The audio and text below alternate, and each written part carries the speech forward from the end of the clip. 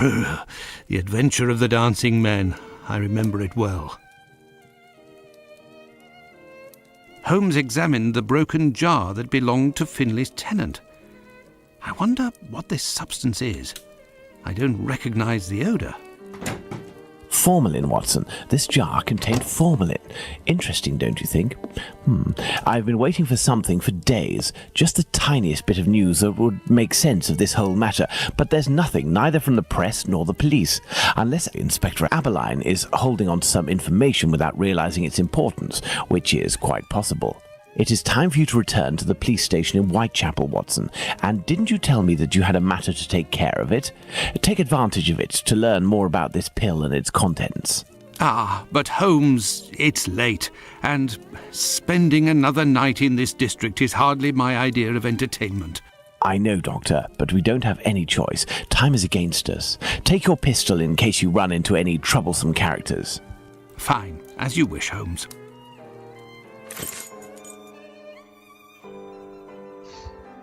So, before the last time I played this game in particular, I did look up the rest of the story for the previous game. And spoilers. So, in the chapter that I wasn't able to continue with, Arsene, he snuck into the castle. He was only able to sneak in because of Watson. He disguised himself as a reporter, and this reporter tricked Watson into letting him in, which is ultimately how something else got stolen.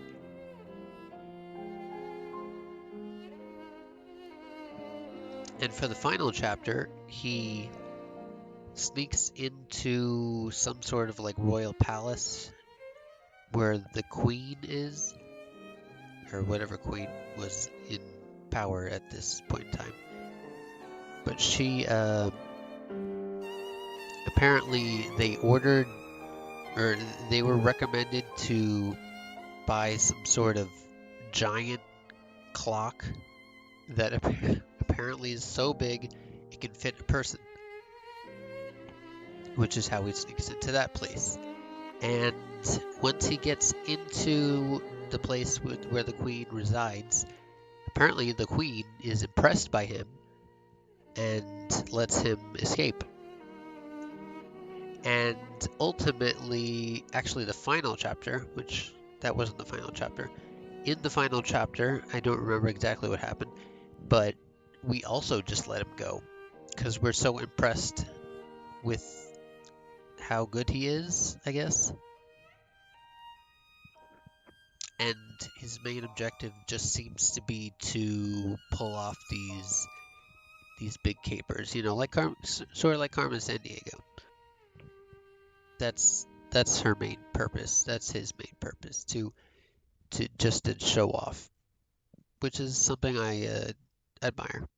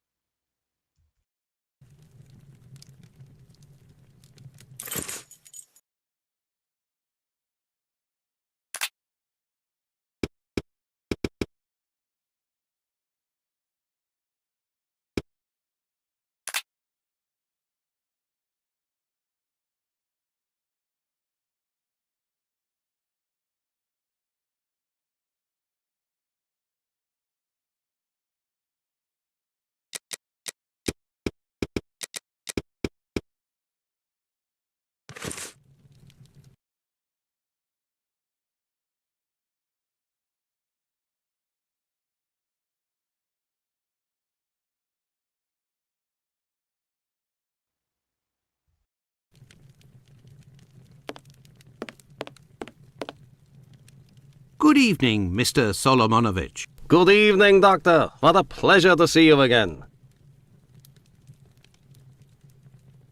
Have you finished converting the harnesses? Yes, just now. I got a little behind because of all the commotion.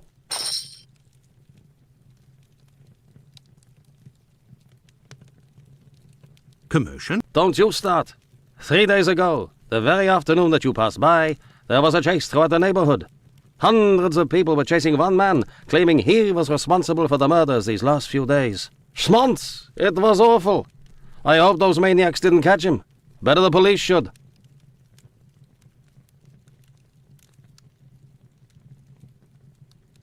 Tell me, did John Pizer turn himself in to the police? Things unfolded as they should.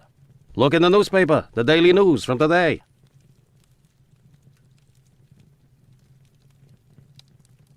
Farewell, Isaac. Goodbye, Doctor.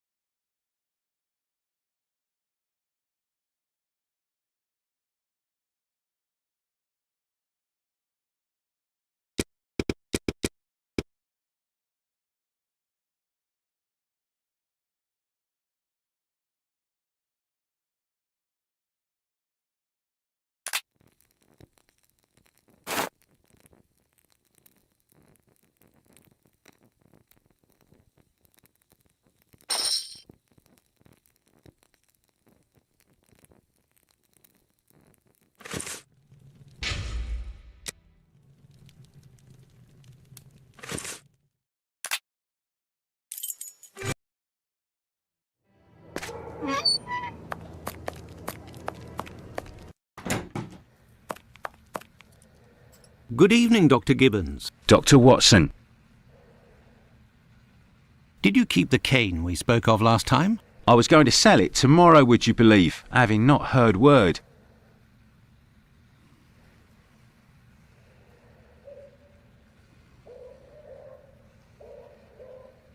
Do you have any formalin here? No, definitely not. They have it in university hospitals to conserve anatomical specimens in jars. But in a little clinic like mine, we don't keep anything but bad memories. Here are your harnesses, Doctor. They are top quality, I'd say. Definitely worth the price of this walking stick. Here, it's yours. Do you have any... No. Well, farewell, Doctor. Goodbye, Dr. Watson. I must go to Miss Bella's.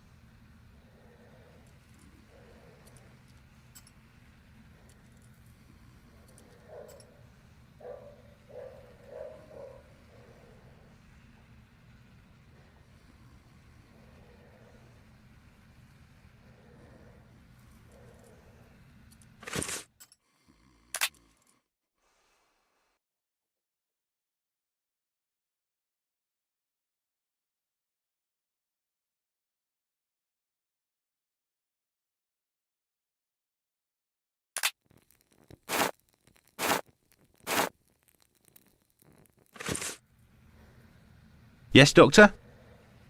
Could you tell me what type of pill this is? Yes, we have those here. It's not really a medication. We give them to patients with chronic respiratory conditions like tuberculosis.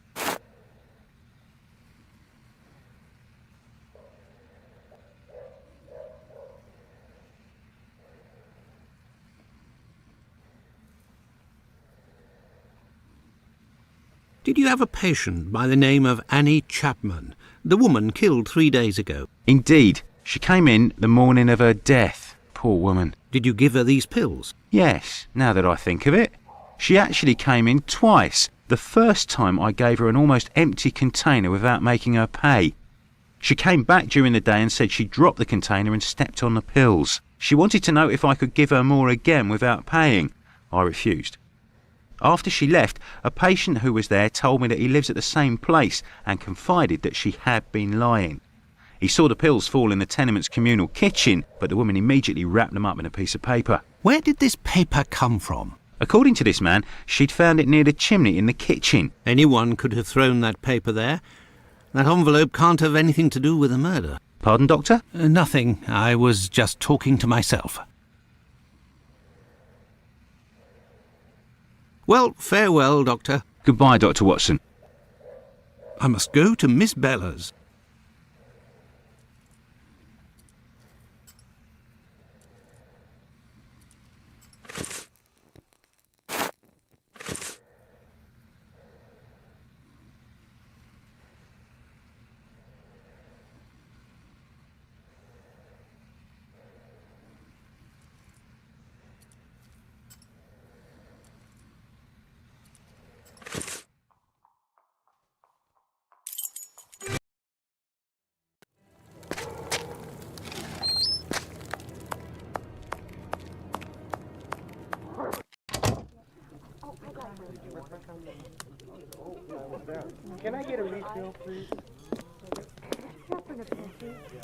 Good evening, ma'am. Your door was open. Isn't that a little dangerous? Hello, Doctor. Don't worry if the looks of anyone who enters doesn't please me. Me and my pistol know how to convince them to leave. Do you happen to know Annie Chapman, the poor woman who was killed 3 days ago? Dark Annie? Poof. Like all the drifters in the area, I've seen her once or twice. With respect to the dead, Annie really was the bottom of the barrel. What do you mean?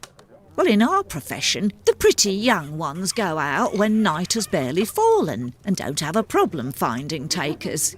But poor girls like Annie or Polly Nichols, who aren't as tender and are often sick, sometimes trudge around for a whole night in the cold and the rain before landing a client. And that doesn't help their appearances either. They don't have much choice about paying for a bed for a few hours, a glass of gin or a hot meal. How terribly sad. That's the price of survival in Whitechapel, my angel. One of my girls knew Annie for some time. They bought some jewellery on the black market, I think. Jewellery? How could Annie Chapman have possibly afforded jewellery? Luxuries for a woman are always relative to her condition, Doctor. As a matter of fact, it was real cheap junk. Annie got 3 assorted brass rings, I think. It's been said I have a memory for jewellery.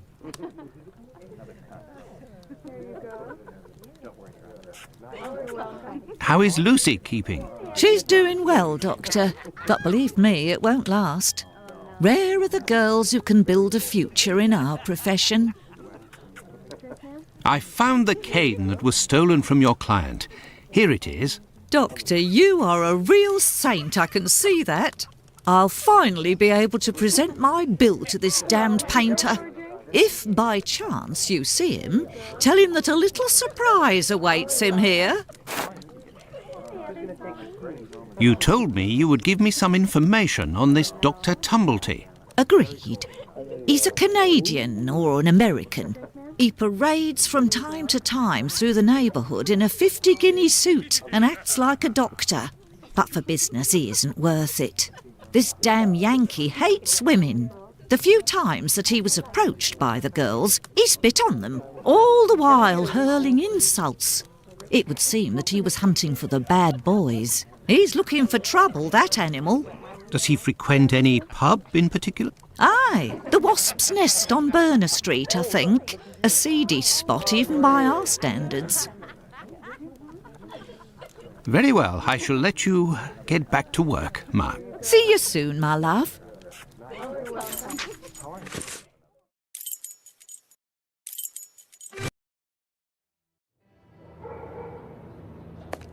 The Wasp's Nest. This pub looks even more disreputable than the Golden Lion in Baker Street.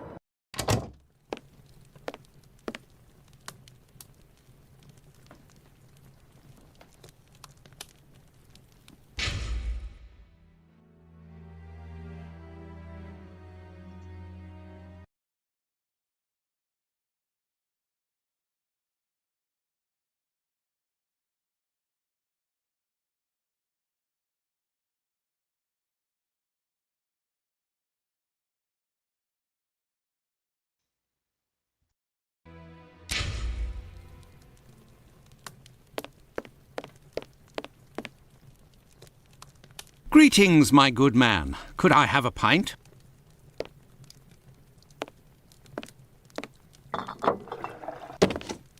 Here, Gov. I've been told that Dr. Tumblety might be found around here. Is that so?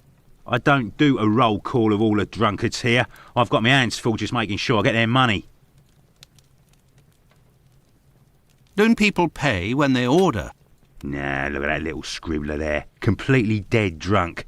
Tonight's tally is about as long as his arm. If he skips out, I'll be in for a guinea almost. Goodbye, my friend. Oi, that's it.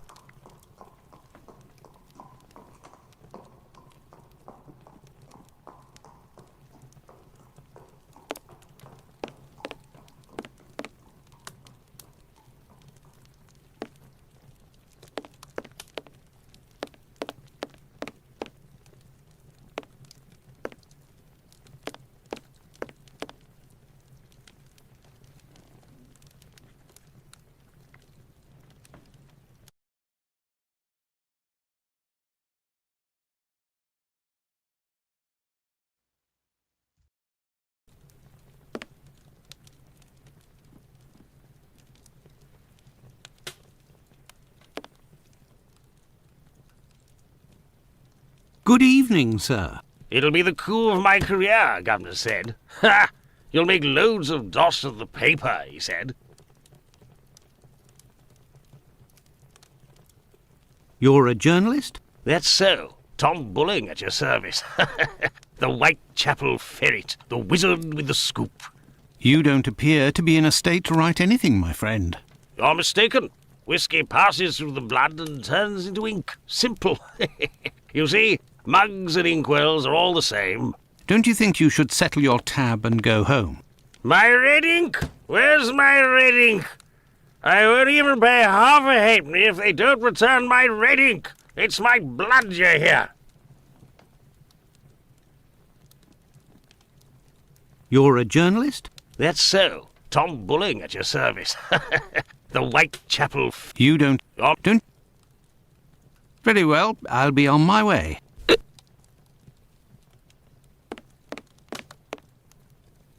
Good evening, sir. Well, I know you. Why, we met at Miss Poolman's the other day. So you've come to slum it in Whitechapel, eh? Do you know Dr. Tumblety, a Canadian or American chap, quite an extravagant dresser, frequents this pub now and then? Are you intimate? No. What do you mean by that? Oh, nothing at all. I just wanted to prove my discretion concerning this man, in so much and so far as I know him. You wouldn't like it if one day the tables were turned and everyone was talking about why you were in the borough. Isn't that so? As it happens, I saw Miss Poolman recently. She told me that she couldn't wait to see you again. She said something about a surprise that is waiting for you at her establishment. Why, that is some of the best news I've heard, my friend. As thanks, I would like to let you in on a secret. The man that you were talking about, and whom I happen to know by sight, passed by and went through that little door that you see over there. Another man let him in. They weren't together for more than a few minutes, to be sure, eh? Well, I will continue my search. Ah, love. But what is this person trying to imply? This matter is beyond me. This is the sink where the barmaid puts the glasses to soak. Look, red ink. What's that doing here? The bottle is closed. There must still be some ink inside, and it looks like a glass. The barmaid must have put ink into the sink by mistake. Right. Do I get in your way? Me? If you'll excuse me, sir.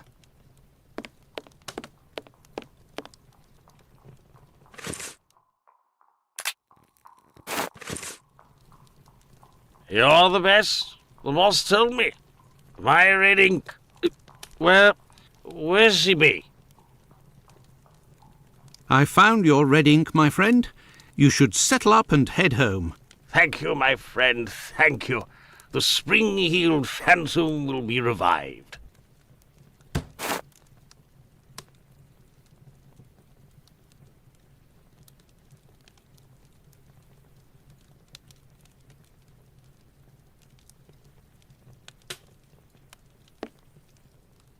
Gov? Here you go. It's on the journalist, my friend. I owe you one. The next one is on me. What'll it be? Nothing, thanks. But I may need your help. Listen, my friend. I would like you to let me in the door over there. You're a bobby. A peeler? Absolutely not, my friend. I am a doctor. Fine. I owe you this at least. There's a bloke behind that door there. No pity Bluto. Let's just say he wants to lay low for a moment. So I don't think he'll be opening the door just now. Unless... Tell him you have word from Squibby. They'll open the door. But who can say what'll happen when the door closes? Goodbye, my friend. Oi! That's it!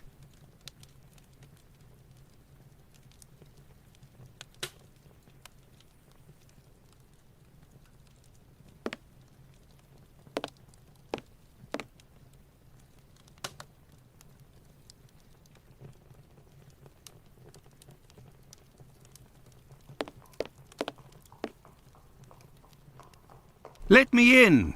I have news from Squibby. But stay calm. And who are you? Where's Squibby? He's out. To be honest, I don't actually know this Squibby chap. I was actually wondering if you knew Dr. Tumblety, a Canadian or American fellow. He came in... Sure we know him. Excellent. Can you... You know about gas? I'm afraid not. I am a doctor. Then I ain't interested. You can be leaving now. But if I find out who snitched to the peelers, I'll find you. Got it? But I can pay you for... Keep your coins for the paupers, or one of the gas boys who ain't afraid of nothing and knows how to hold his tongue. You bring him to me. I'll meet with you.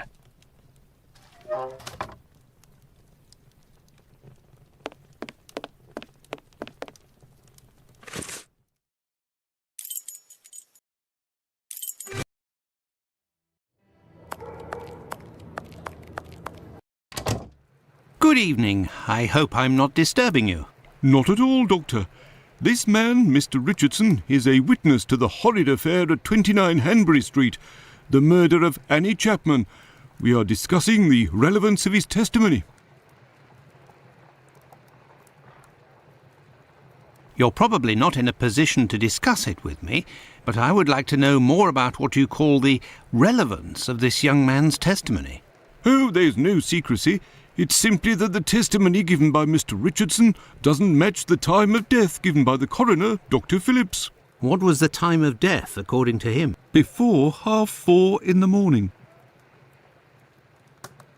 My conclusions were the same. Were there any other conflicting testimonies? Well, 2 other witnesses summoned at the preliminary inquest gave testimony, but in these cases too, the times don't match. Do you remember what it was they said? I didn't question them myself. A colleague of mine took down their statements on paper, but on deciding they were of little use, he tore them up and threw them in the bin. There's no point in being bogged down with useless paperwork. I will take my leave, Humphreys. Goodbye, Doctor.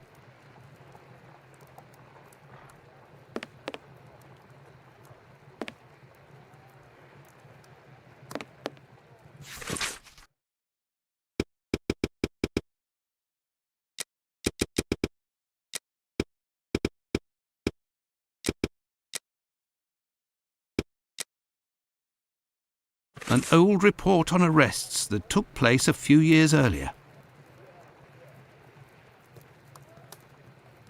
Here are the ripped statements. I can piece them together again.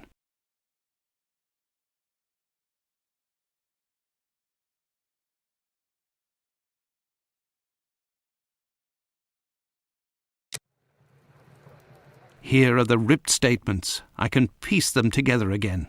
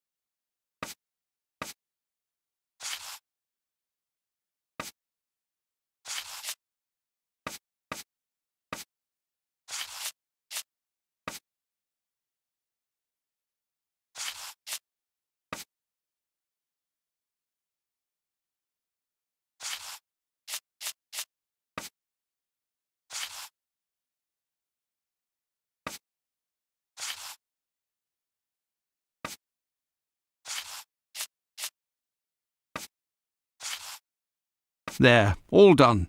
Holmes couldn't have done better himself.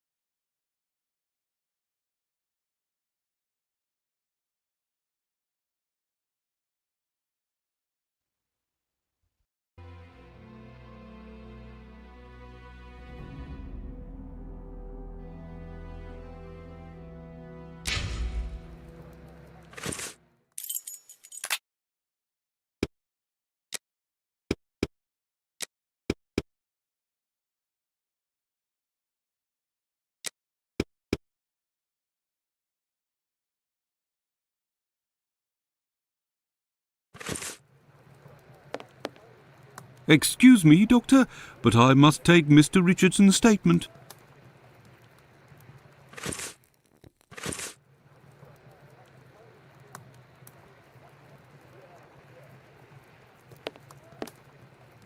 May I introduce myself? I'm Dr. Watson. I am... You wouldn't be the chap what writes the detective stories in that there paper? Well, yes, indeed, my stories have been published in the Strand. Go blimey, wanna tell me old mum? It would seem your testimony is the subject of some debate. Could you tell me what it was about? They'll be telling I'm a bit befuddled about the times that I told them. But it can't be so. I knows what I sees and what I don't sees that morning. What did you see, or what didn't you see? And at what time, would you say? I'll tell you this for nothing. It's me old mum who lives at the house where the body was found out back in the garden. She has her shop at the bottom to the right of the stairs.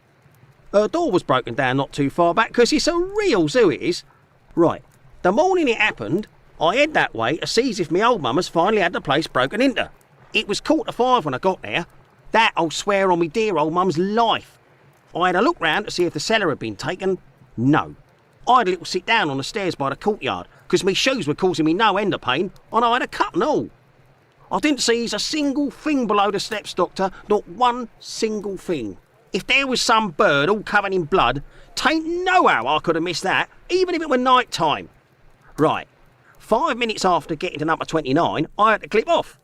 And now they tells me that either I can't tell time no more, or I was fixing me loafer next to a stiff that was still steaming. All right then. Evening, gents.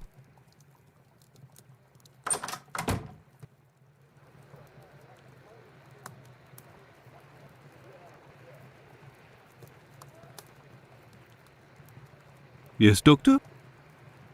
So, how far along are the investigations into these two recent murders? Everyone around here believes both crimes were committed by the same man. But as for the Hanbury Street and Bucks Row crimes, nobody has heard or seen a thing. By the way, have you heard of a Dr. Tumblety? No. Is it important? Yes. Well, no, maybe. Actually, I don't know.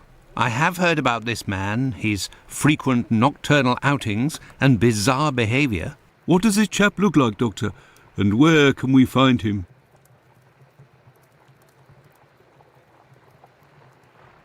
The last I heard was that he was staying at Finley's place, the man who was looking for me a few days ago.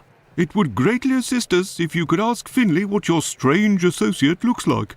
We could then see if the description matches any witness accounts. I will take my leave, Humphreys. Goodbye, Doctor.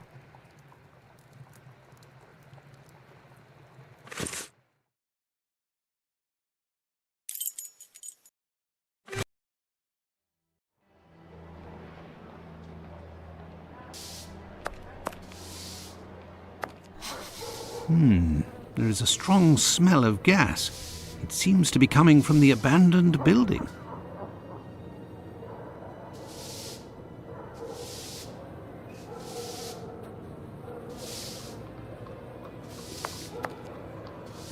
Good evening, Finlay. How are you? Oh, good evening, Doctor. So. And you?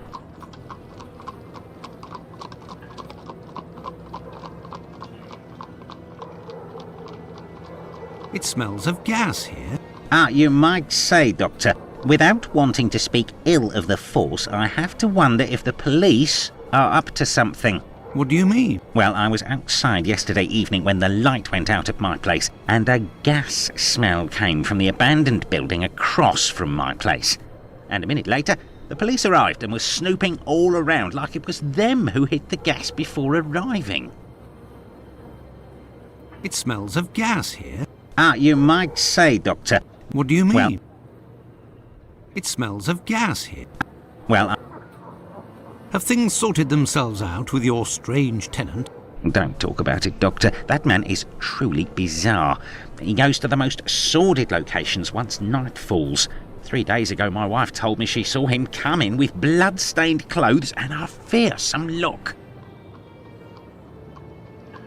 Interesting. What does he look like, and how old is he?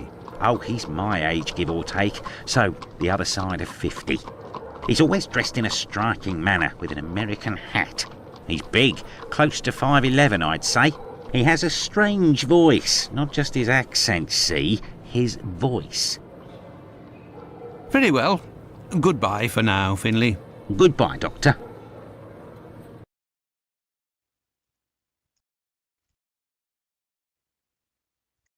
Now then, let's go to the police station.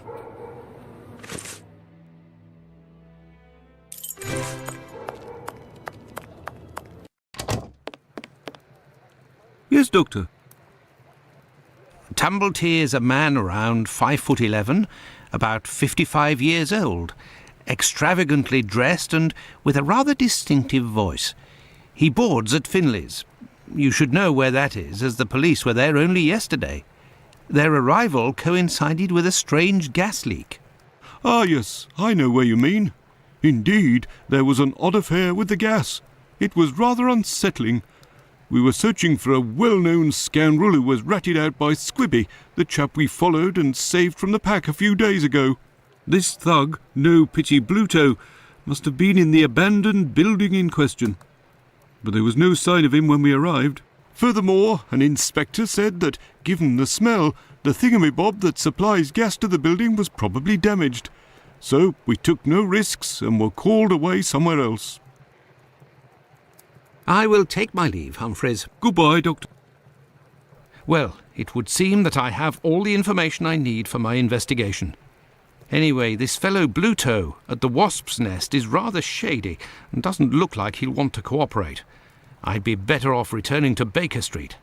Holmes will certainly know what to do. And besides, I am worn out. Let's go back to Baker Street. Home, sweet home. There we are, Holmes. I've told you in great detail everything that happened last night. Excellent work, Watson. We shall now be prepared to answer a few questions about the horrible murder in Hanbury Street. Do you think we are now in a position to find out the identity of the murderer of these two women? No, I don't think so. It's outside of our scope and not our responsibility. As much as you've done for Leather Apron and the affair with the pills, our mission is to help the police by ensuring that they don't get caught up following false leads and to point them in the right direction. Let us start from what we know with some certitude. As you have just said, it is almost certain that the same person killed the Bucks Row and Hanbury Street victims.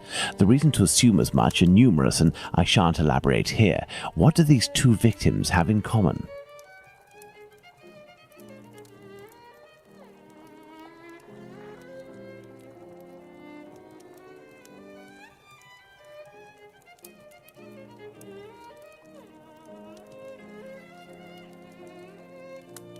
It's true these two women were in the same profession, but... Indeed, Watson. These two women were both prostitutes. That is of vital importance, Watson.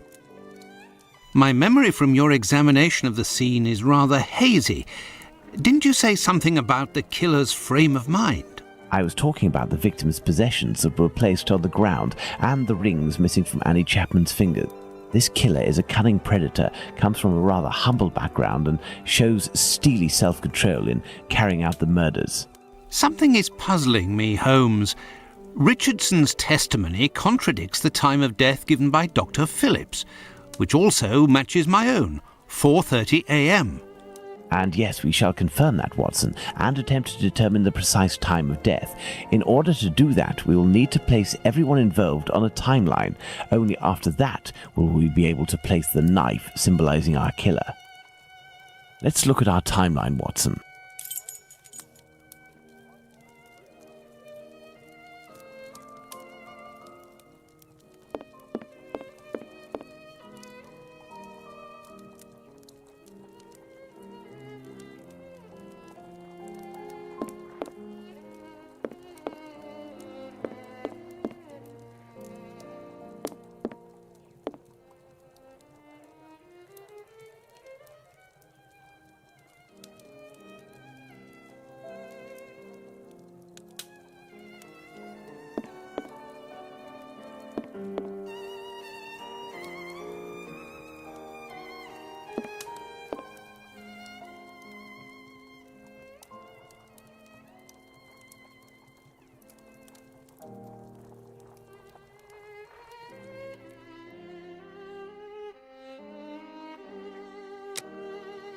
There is nothing more to do here.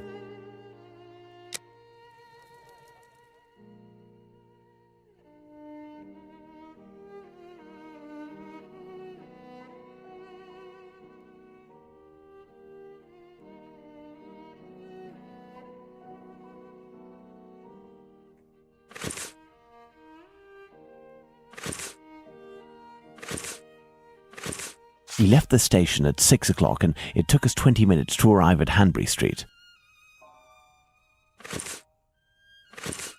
We left the station at 6 o'clock.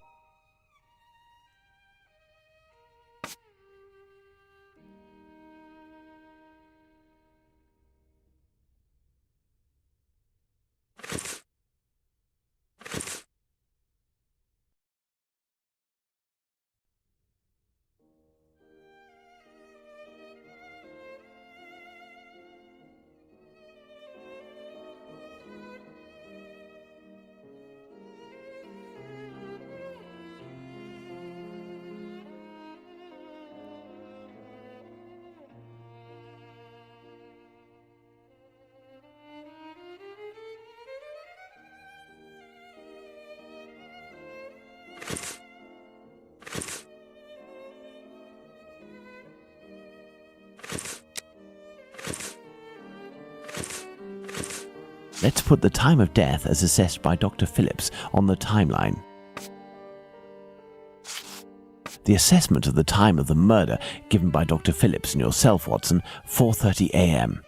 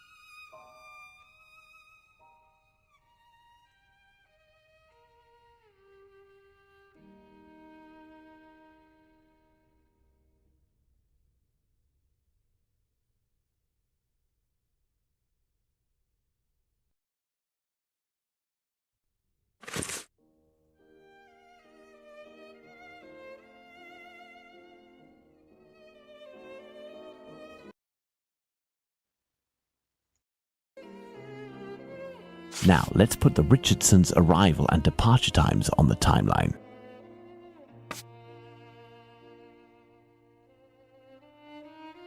Now, for the most important part, the testimony of Miss Long. She claims to have seen a woman speaking to a man near 29 Hanbury Street sometime around... what time, Watson? Let us assume, therefore, that Miss Long's testimony is, as is most certainly the case, true. She places her meeting with the victim at a...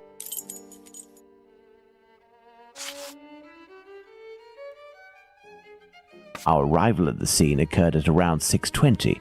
Given the distance separating the two locations, we can deduce that the corpse wasn't discovered after 6 o'clock, and therefore that the murder must have been committed before. Now, let's put the Richardsons' arrival and departure times on the timeline. Despite the great respect I have for Dr. Phillips and the value I place on our friendship, my deepest conviction is that both of you are mistaken, and that Richardson is in the right, and that these two testimonies put down in writing have real worth. But how? Explain yourself, Holmes. Remember how you assessed the time of death. You touched the fingers and body of the victim, but it was remarkably cold for this time of year. In addition, the corpse had been drained of bodily fluids. Its heat retention was therefore no longer the same as that of an intact corpse. Egad! You're right, Holmes. Oh, I've had some time to research, Watson. Given these facts, my first diagnosis may have been off by half an hour, perhaps even an hour. Thus, we can confirm Richardson's statement and establish that the murder was committed after 4:50 a.m. and not before 4:30 a.m.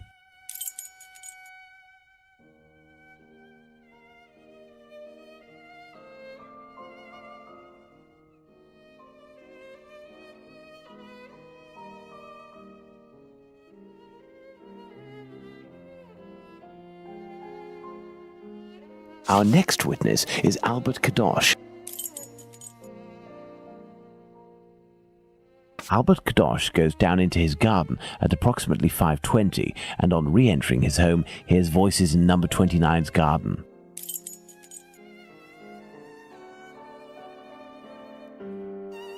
Let's place this symbol that represents Kadosh on the timeline.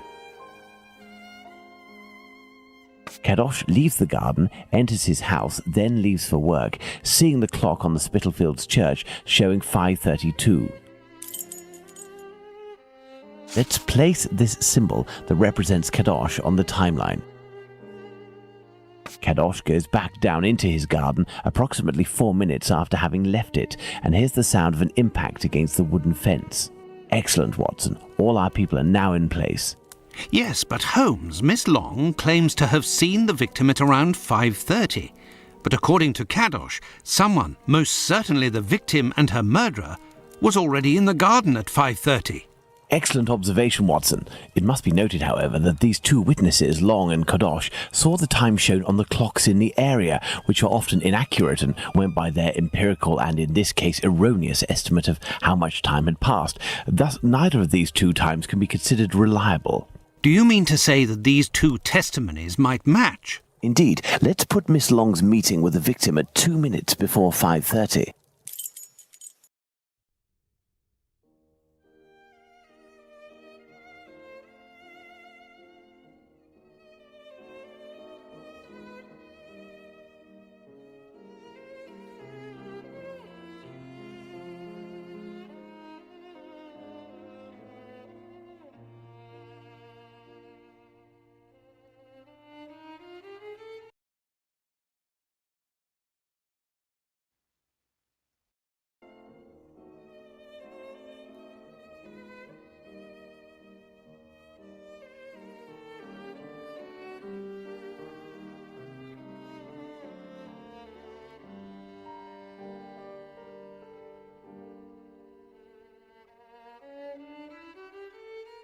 Let's add Miss Long's meeting with the victim at 2 minutes before 5:30 a.m.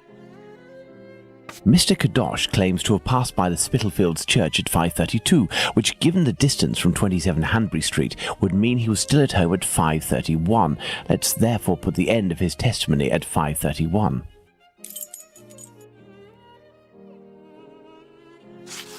Miss Long heard the man say to the victim, "Will you?"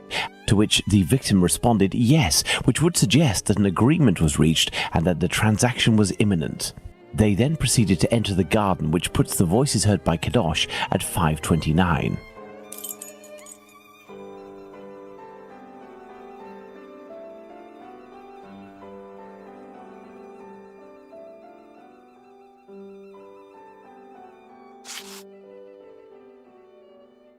We had thought that Kadosh had left 27 Hanbury Street at 5:31 after having heard an impact against the fence. Thus, 2 minutes passed between the moment when Kadosh entered the house after having been in the garden the first time and the moment when he returns to go out again and leave for work. How long did he estimate this interval to be?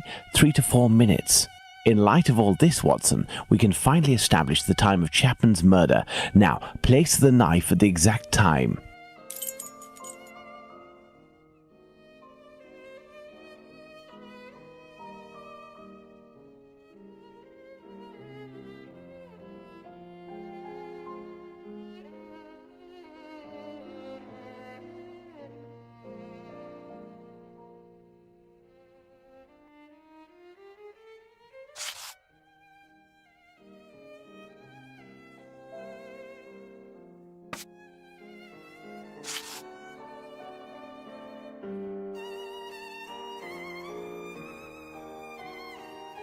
Now then, taking into account that the local clock isn't exact and that a young man was off by a minute or two in his estimations of his comings and goings, we can confirm Miss Long's testimony and place the time of the crime at approximately 5:30.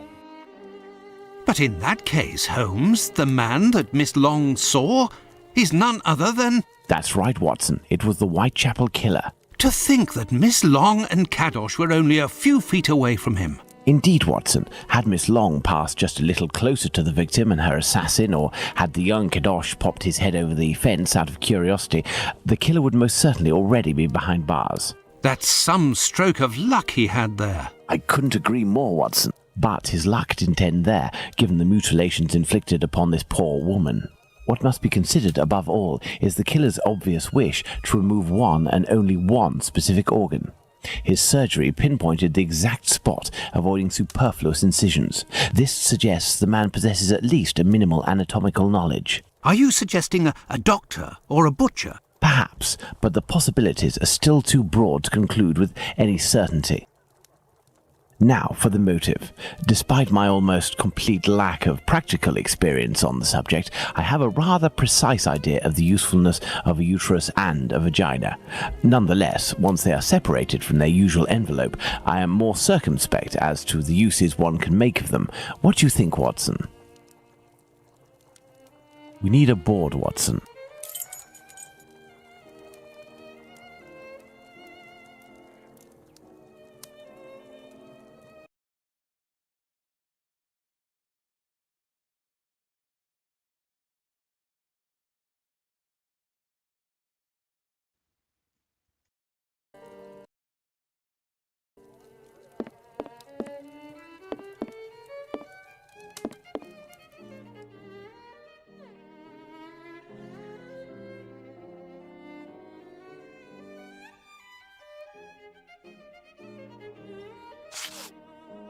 Perhaps it was intended as a study specimen. I have little faith in that theory. Hardly anything was taken from the Bucks Row victim. Black magic? Watson, this line of investigation is far too vague. We don't have a single clue in support of such a motive. We can eliminate this hypothesis.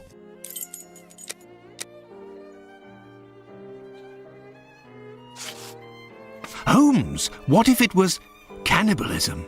Even if the idea is unbearable, we can't ignore it as a possibility. A desire for some sort of morbid trophy? I'd be inclined to dismiss this motive. If this were the case, why would nothing have been removed from the Bucks Row victim? Elementary. What emerges from these possible motives for having removed the uterus from the second victim is that they implied that the killer could have carried out the same thing on the Bucks Row victim, yet didn't.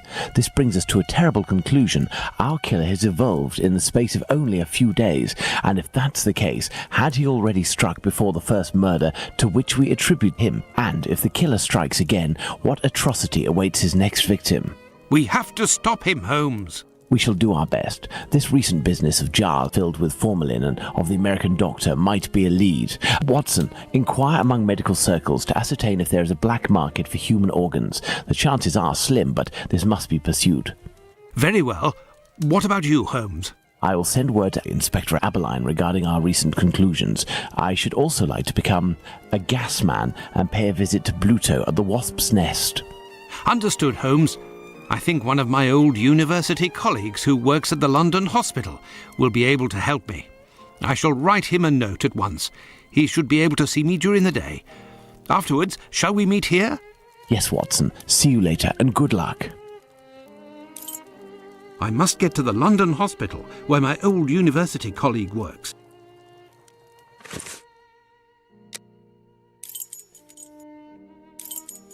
To the London hospital, quick! My colleague agreed to meet me here in one of the London hospital rooms reserved for students.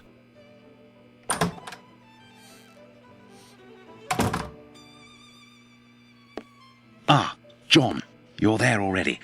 Punctual as always. Tell me, you don't seem to be in good shape. Is it possible that your recent marriage is making you this morose? Ah, you know me well, Andrew. No, it's a strange and terrible affair that concerns me. Have you read my note? Yes, I admit that I was surprised.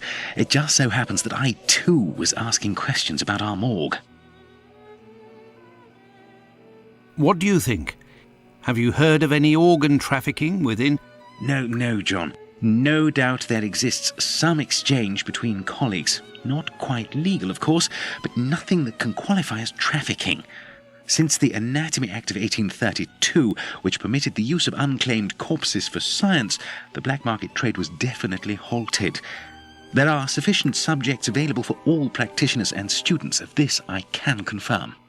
Well, organ trafficking as a lucrative trade is out of the question. Then what is troubling you with the morgue? You are talking about trafficking organs, but I suspect there is trade in whole bodies. What do you mean to say? Whole bodies are disappearing? Well, it's confidential, but I know of your discretion and your friendship with the famous Sherlock Holmes. I can tell you that a few corpses have recently disappeared from the hospital morgue. Cadavers that were intended for dissection. That is to say, not claimed. Poor, unknown people. If a single corpse had disappeared, it might have been a bad joke. There are many students who pass through here. It's even a meeting spot. For the majority, they are here to work. A few come here in secret to practice. It also happens that instruments or organs go missing. Nothing alarming, but so many corpses. It's very troubling. But the hospital doctors aren't doing anything? No. That is to say, they would prefer not to call the police at this point. An investigation would no doubt result in the suspension of authorizations for the use of unclaimed corpses. Do you think that you could intercede on our behalf with Sherlock Holmes to clear up this situation? Which corpses are missing? I don't know exactly, but I can make an exact list if you would like to wait here for a few minutes. Feel free to look around the room while you wait. It'll bring back memories. Thank you, Andrew.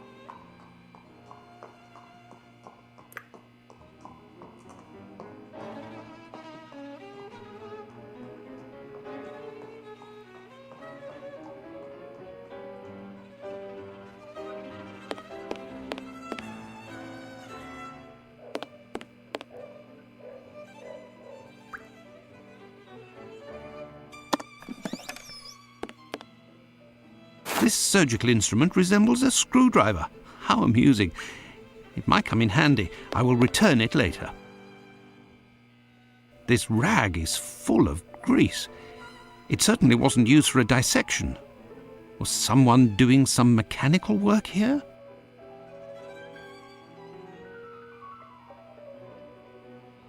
This wheel won't roll despite all of the added grease. Curious, as Holmes would say.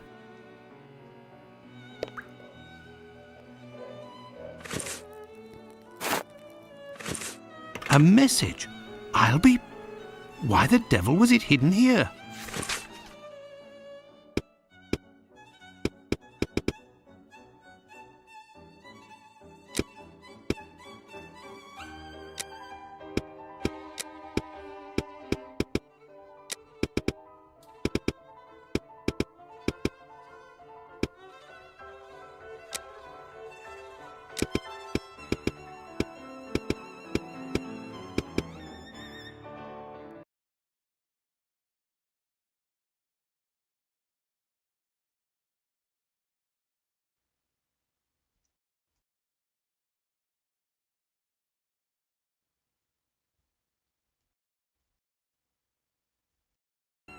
An old prescription.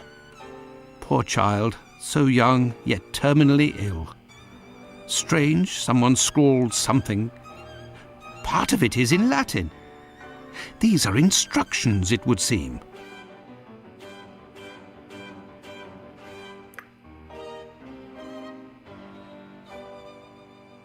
The last lesson must have been about the human heart. And for a class of beginners, I expect, as this diagram is rather rudimentary.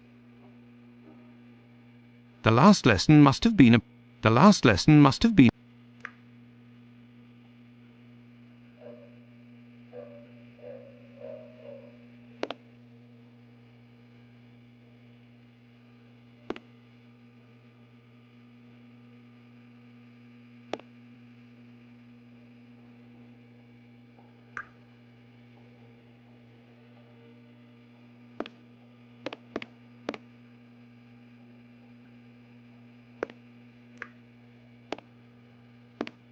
an encyclopedia of anatomy.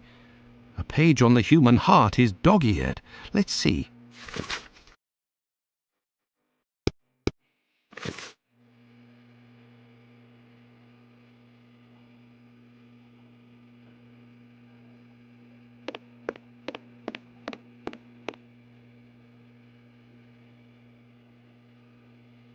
There is a heart in this jar. Based on its colouring, it hasn't been there long. And it looks like the drawing on the board. This jar contains 2 lids with combination locks.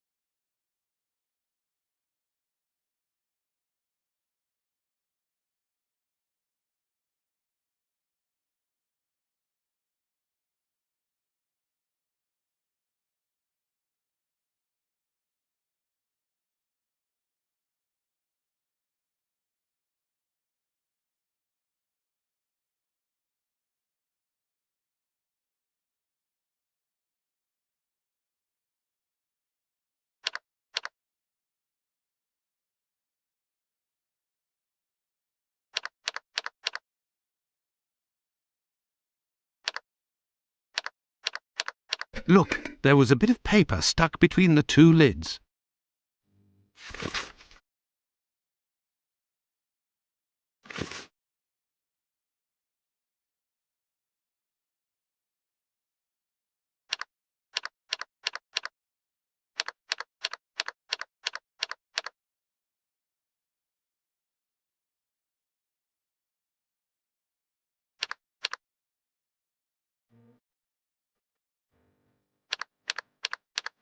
Incredible! Someone has hidden a magnet in this heart. But to what end?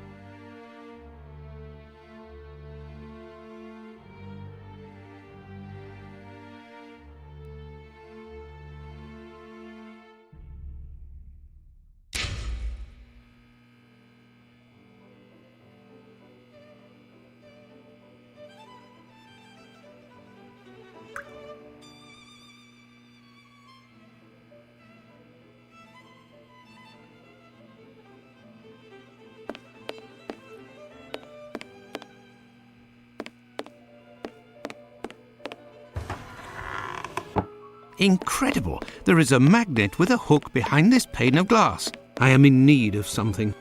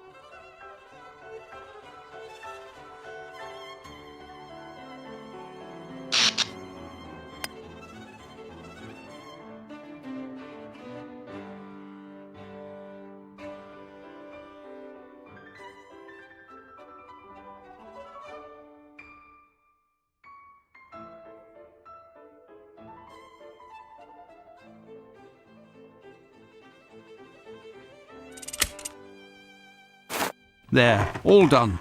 Holmes couldn't have done better himself.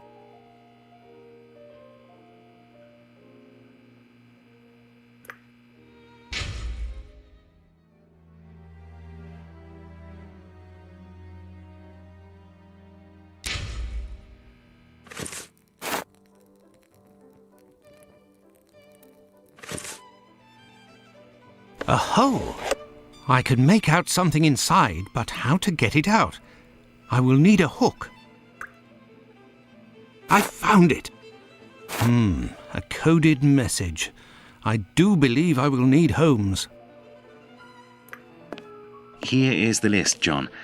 The missing corpses are those of a woman, 40 years old, beginning of August, another, 55 years old, 2 weeks ago, and recently, a young woman. These corpses had nothing in common except that they didn't have any apparent lesions. All of this is very troubling. Well, I think that I have all of the information possible, and I promise that I will do what I can to clear up this business. I must leave you, my friend, and... In the name of our friendship, Please, don't go so stare. To be sure. Thanks again, Andrew. it is I who must thank you, John. Don't forget to keep me up to date and say hello to your charming wife for me. Count on me, Andrew. I must go to the wasp's nest to find this rogue that Watson dubbed Bluto. He may be able to provide information on Dr. Tumblety. This lead, although tenuous, is well worth following. I must return to Whitechapel, but it would be better if I did so incognito. I must return to Whitechapel, but it would be better if I did so incognito.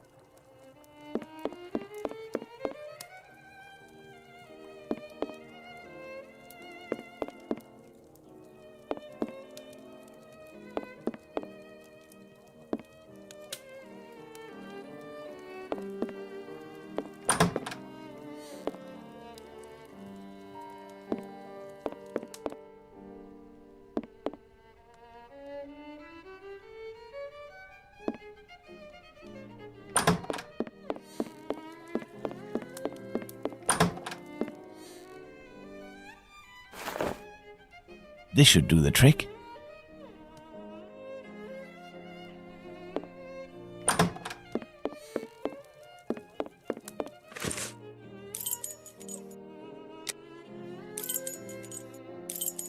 Let's go. Let's go to the wasp's nest.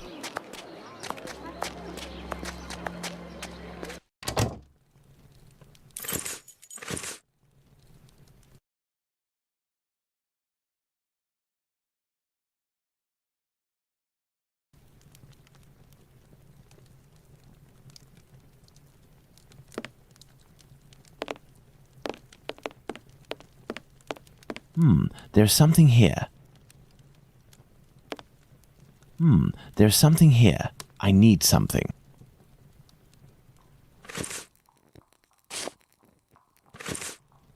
There's something here. I need something.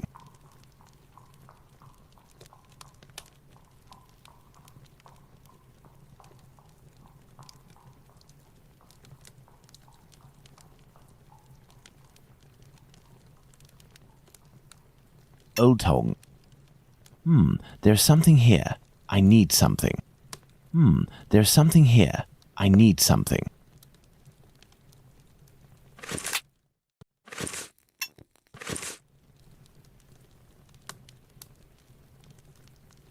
There's something here.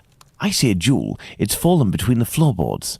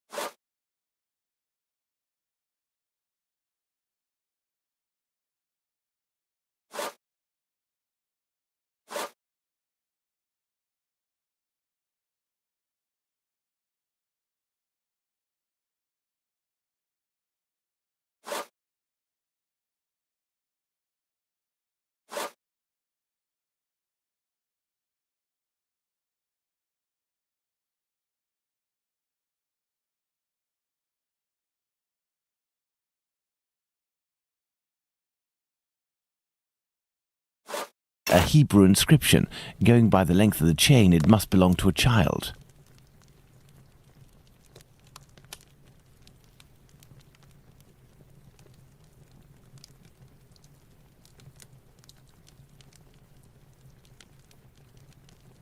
Hello there. You looking for a gas man? You really a gasser? You sure it isn't a bobby? Well, if you don't need me, I'll be on my way then. I've already been paid up. Stay. Who paid you?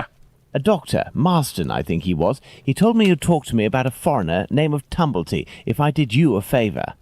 Right, mate. Might happen. What is it you need me to do then? Listen to me. At the end of Whitechapel, there's an abandoned dump of a house. Opposite Finley's boarding house. Upstairs in the mess where the gas pipes are, you'll find a sack with something heavy inside. If you look in, you'll regret it here. You find it, you bring it here, and you don't tell a soul, right? Got it. And then you'll tell me about this Tumblety so that I can report back to the doc? Yeah, doctors know people. And since you is here, it's because he'll move mountains for his American. Me, I don't know much. But you can tell him that he'll have to talk to Squibby. He seems to know lots about plenty. When you come back with a sack, I'll tell you what he needs to tell Squibby so that he snitches on the yank to him. Believe me, mate, it's as explosive as 10 miles worth of gas in your damn pipes. Right then, I'm off. Go. Give me some air. I could arrange for the police to come down here and arrest this thug, but he seems pretty tough and would probably be a lot less cooperative than if I play along. It's best I handle this myself, including meeting the mysterious Squibby.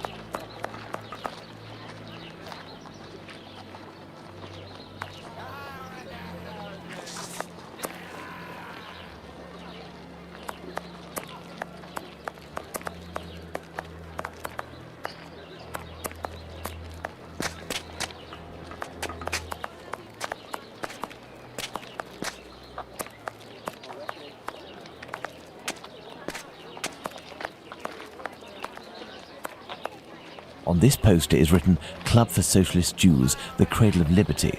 Interesting.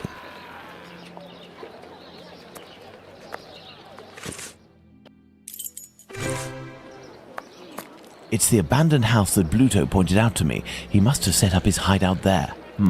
There's a strange smell coming from this old building.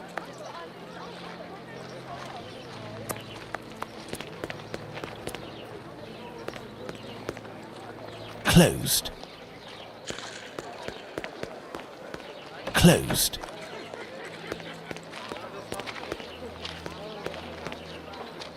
This window appears to be the only way out.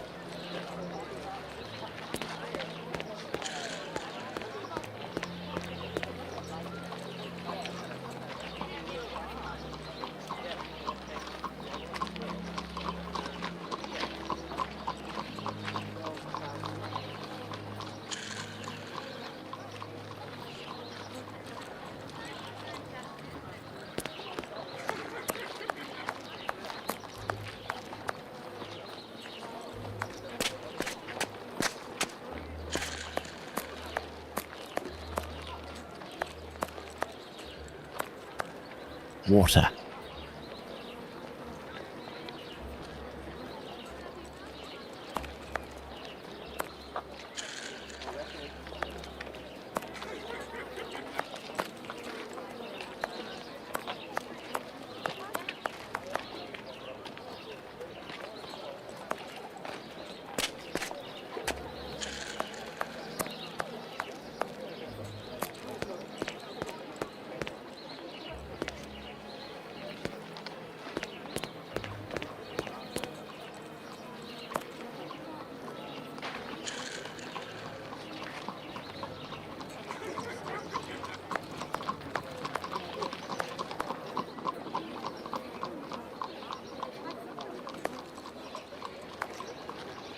Good day, Finley. Good day, sir. Have we met before? It's me, Sherlock Holmes, but I don't want it to be known that I'm here. Can I count on you? Certainly, Mr. Holmes. I shall be as silent as the grave. Your tenant, Dr. Tumblety, is he here? I don't think so, but go and find out.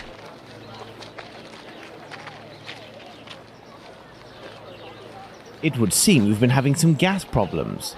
Don't talk to me about it. The problem is from the abandoned house not far from here, but nobody has come to take care of it. Perhaps I could go and take a look.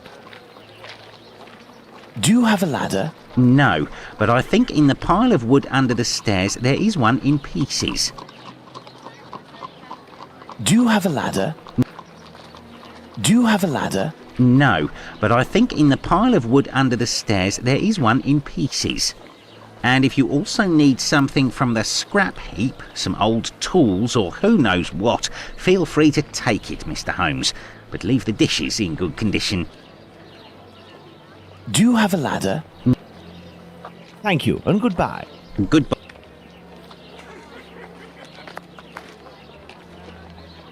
This lead pipe could help me to repair the gas lines. A broken hammer, I will have to find a handle.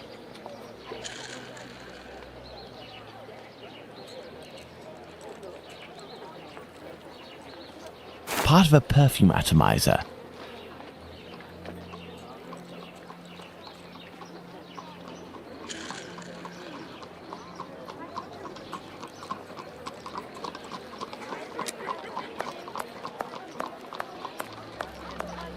Finley's ladder is smashed to pieces, but all the parts appear to be here.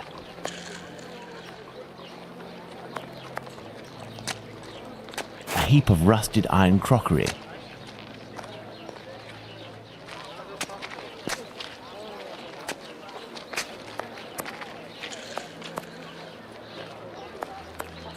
This old cloth could be used. I must moisten my makeshift mask. Some old nails, they may come in handy.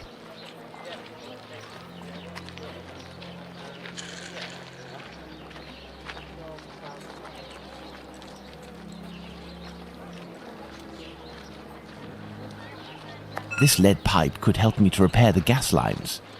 This must be a piece of the ladder. This lead pipe could help me to repair the gas lines. This must be a piece of the ladder. Part of a perfume atomizer.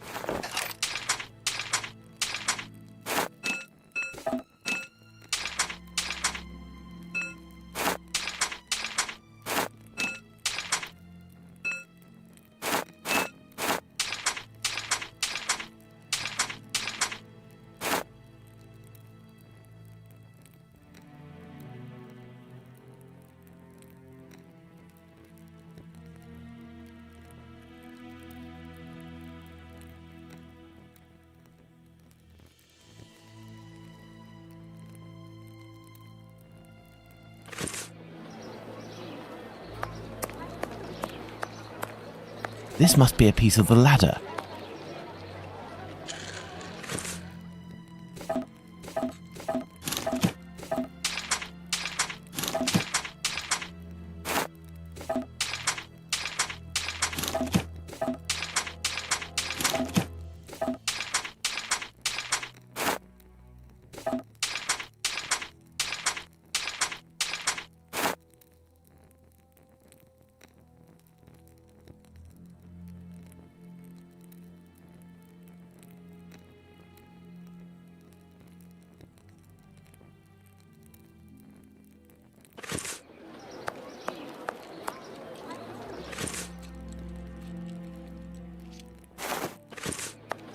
There, this damp cloth will do for a mask.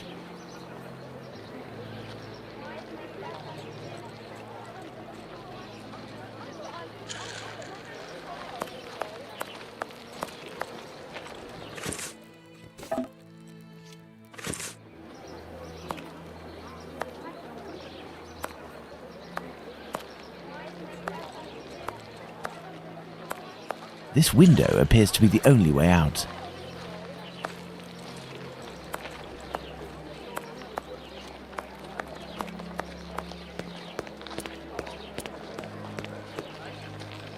Closed. This window appears to be the only way out.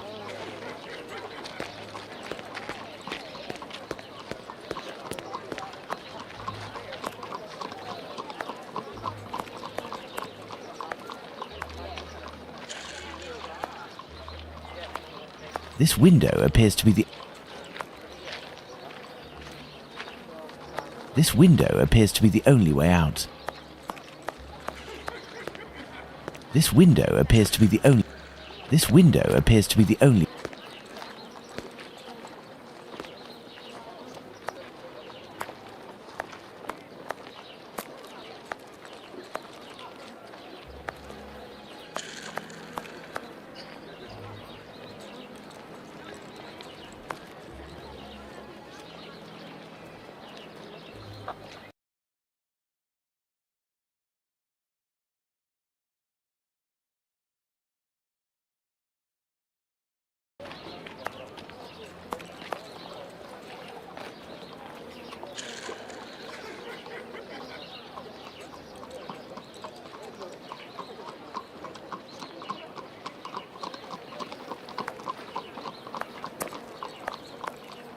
This window appears to be...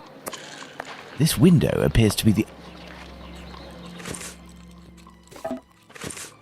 This window appears to be the only way out. This window appears to be the only way...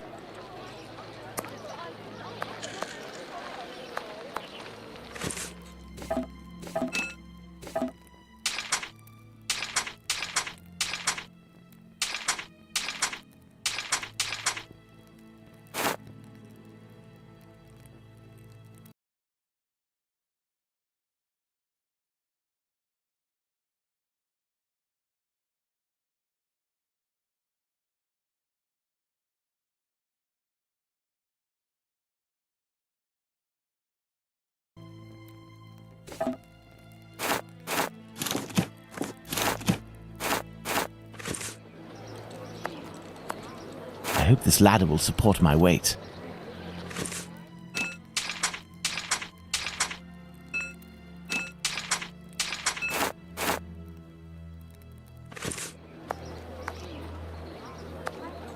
Let's go.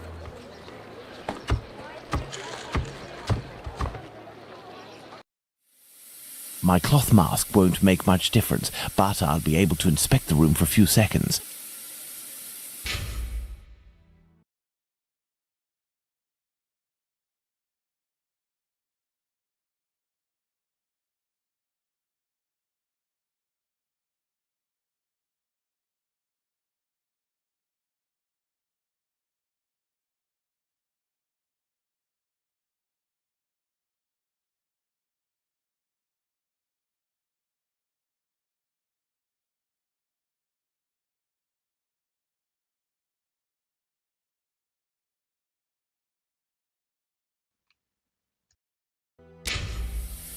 Someone left here in a hurry, presumably because of the gas leak.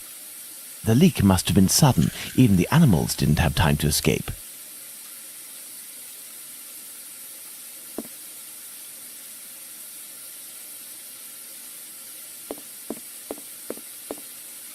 This iron bar will help me. The leak must have been sudden. Even the animals didn't have time to escape. A small torch, a useful tool for opening safes, I would assume, but the gas bottle is empty.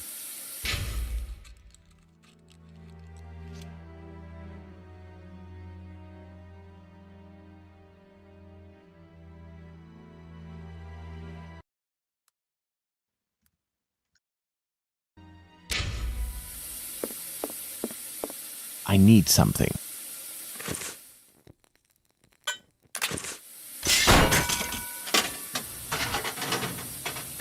The leak is coming from here. The satchel is behind these pipes. This explains why the thug wanted someone who knew about gas. He must have hidden it there in great haste and broke the pipes in the process.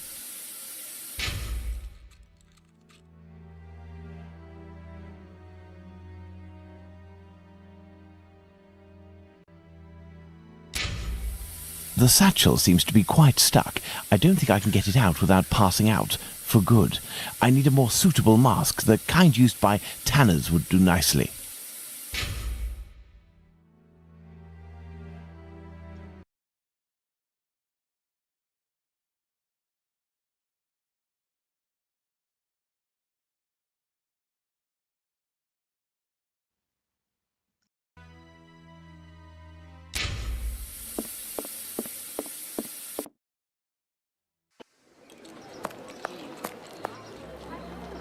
How is your investigation going, Mr. Holmes?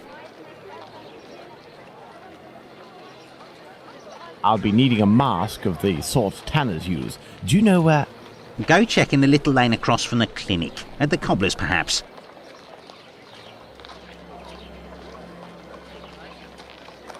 Thank you, and goodbye. Goodbye, Mr. Holmes.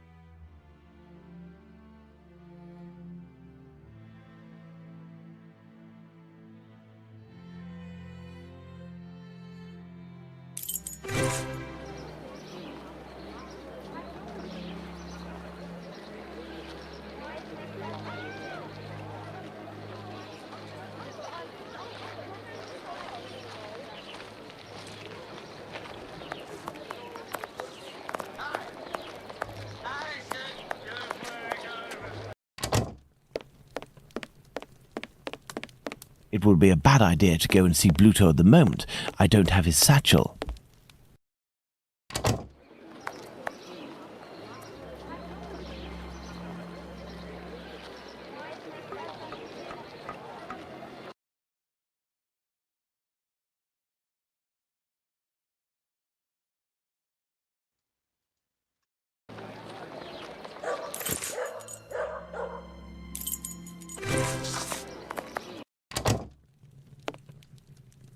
How do, sir? Hello. I'm sorry to say, but I'm closing. This man seems wary. I must find a way to win his confidence.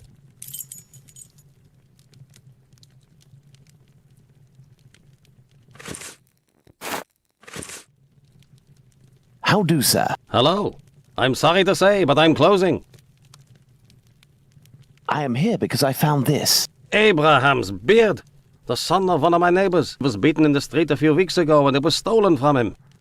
If you would give it to me, I promise to return it to him and get you a reward. Money doesn't interest me. Who are you, sir? And what do you want from me? I'm a friend of Dr. Watson's. You know him, don't you? In that case, welcome. Dr. Watson is a great man, and I would be pleased to help one of his friends. You work the leather and perhaps even tan it yourself. I believe tanners wear special masks to protect themselves from the toxic emissions given off by the vats used to soak the leather. I have a gas leak to fix, and I won't survive without something effective to protect myself with. Go see my cousin Abraham, who has a pet shop a little further down the road. Tell him that Isaac sent you. That's me. I'll be off now. My regards to Dr. Watson.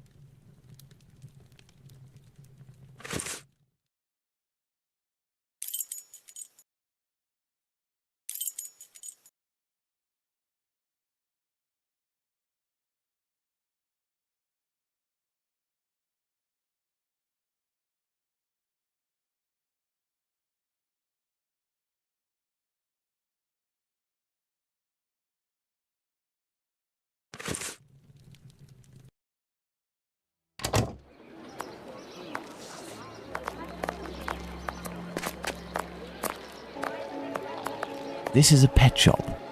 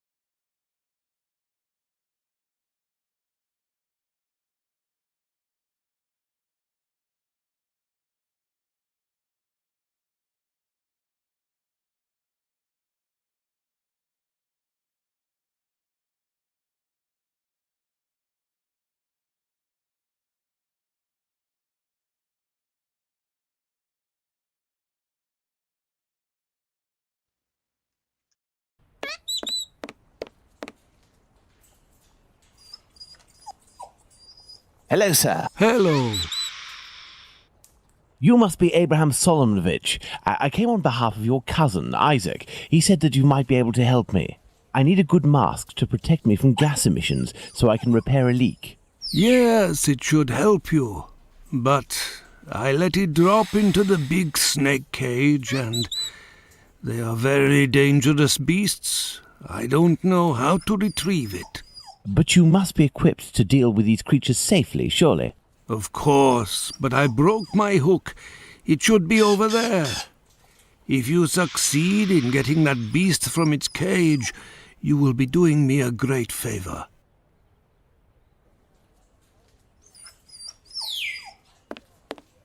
I need something.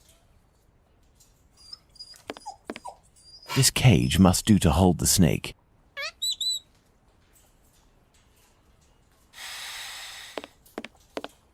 This cage must do to hold the snake. I have the broken hook. I can repair it, but I'll need some materials. Perhaps I'll find some material at Isaac's that will be of use.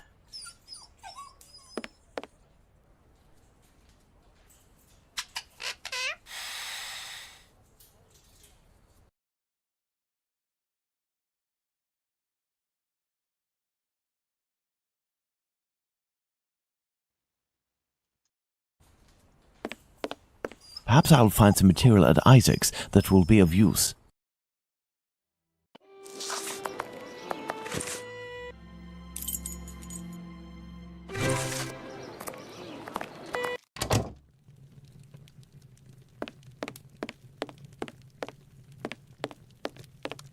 I need a few items for your cousin Abraham. May I borrow them for you? Of course. You're welcome.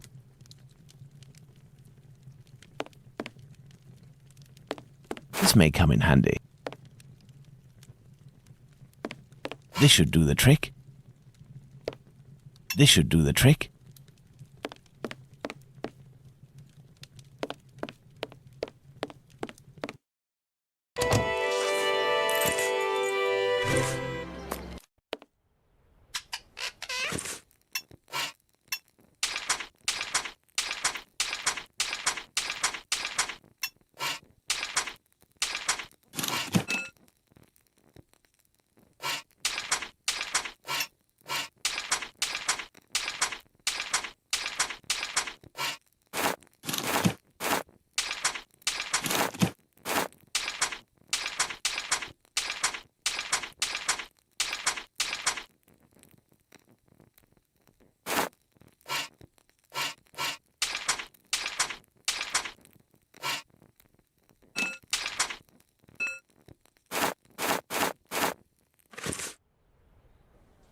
I need something. I need something. No, I can't do that. No, I can't do that.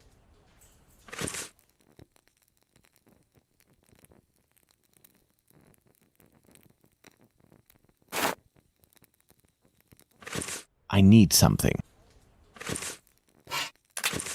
No, I can't do that.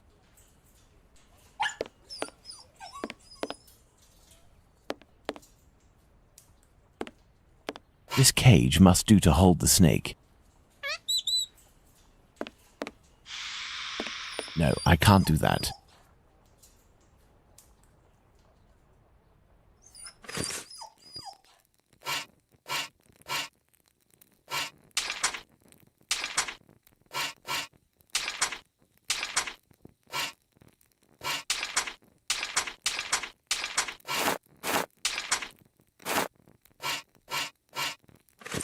This cage will do the trick. The mesh is...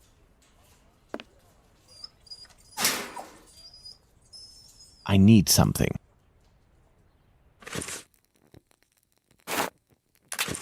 There we are. Magnificent. If I may ask, why is it you have such equipment? I haven't always had a pet shop, my friend. I was a butcher for many years. But I wasn't serious enough to be a real meat man, and I was looked down upon in the community.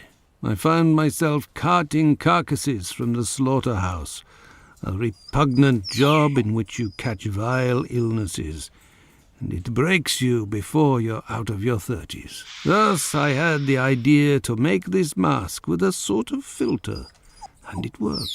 Since then I have quit that work, and with my little savings I started this business. I lived through the deaths of thousands of animals. Now I am devoted to their lives.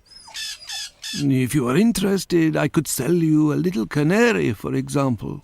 No, thank you. Let's return to the boarding house.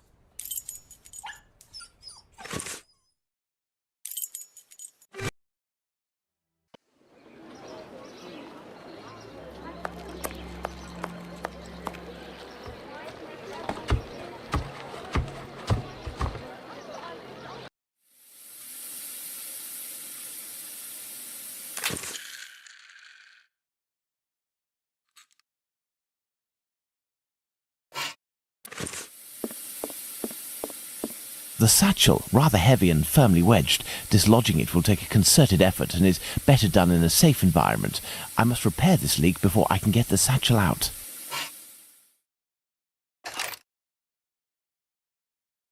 There isn't enough gas. The pressure isn't high enough.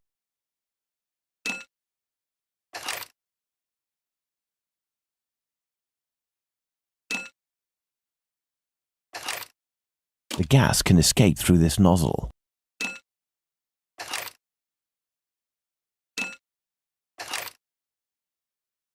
There isn't enough gas. The pressure isn't high enough.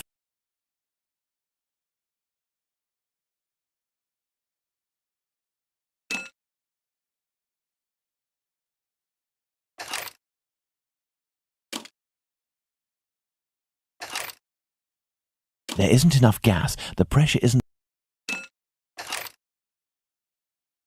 There isn't enough gas. The pressure isn't high enough. There isn't enough gas. The pressure...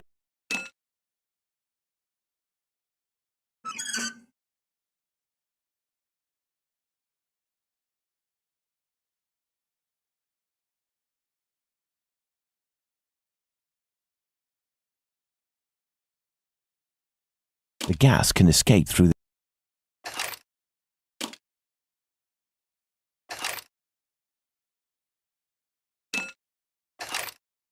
There isn't enough gas. The...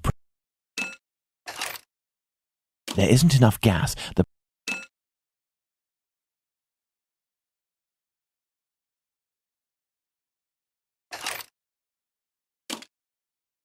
The gas can escape through this nozzle.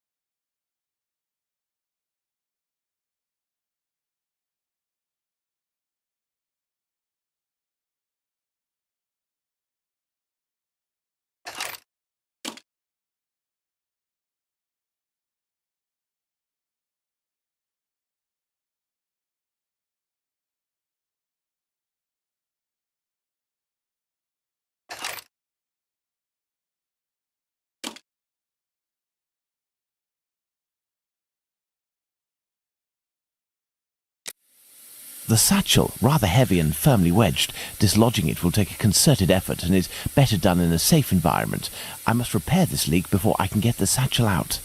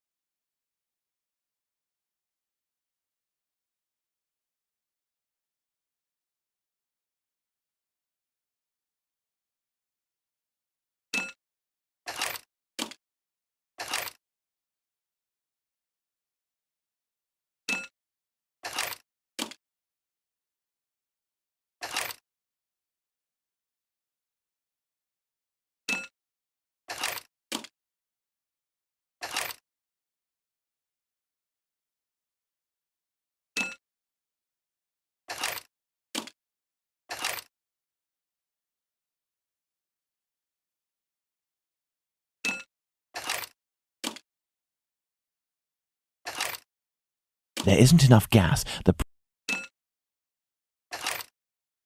There isn't enough gas.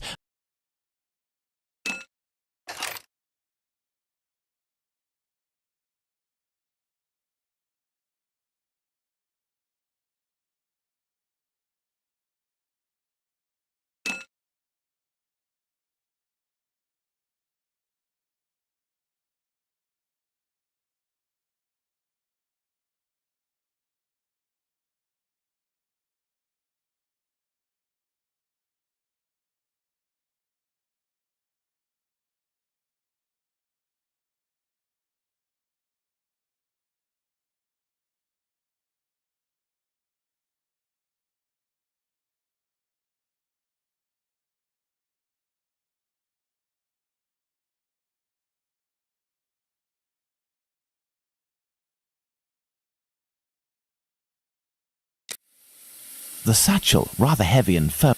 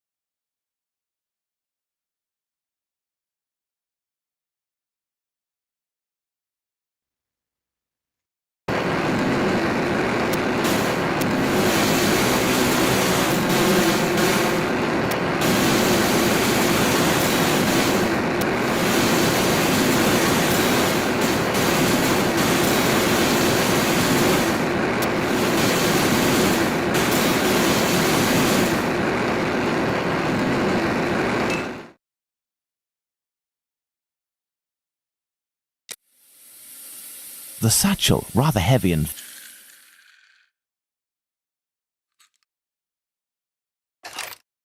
There isn't enough gas.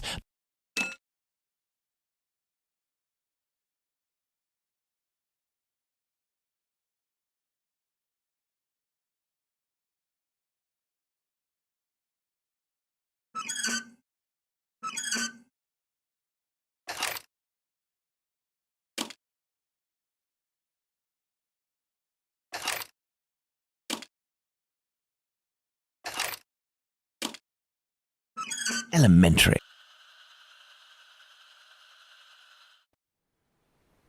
This much talked about satchel is very heavy and seems to contain metal dishes.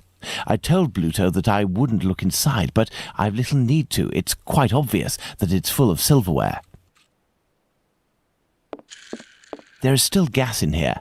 Looking at the state of this cat, it won't survive much longer if it stays here.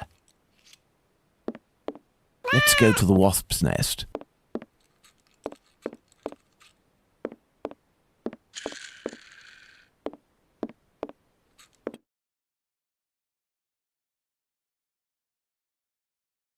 Go to the wasp's nest.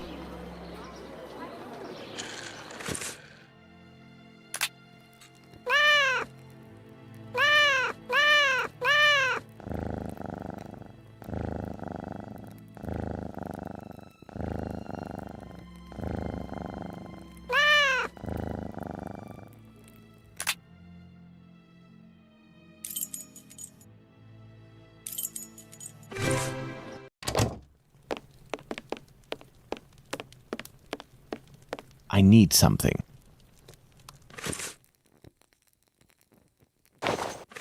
There's no way of returning this fortune to that lout Bluto. I will give him the satchel, but with other contents. Something with the same weight.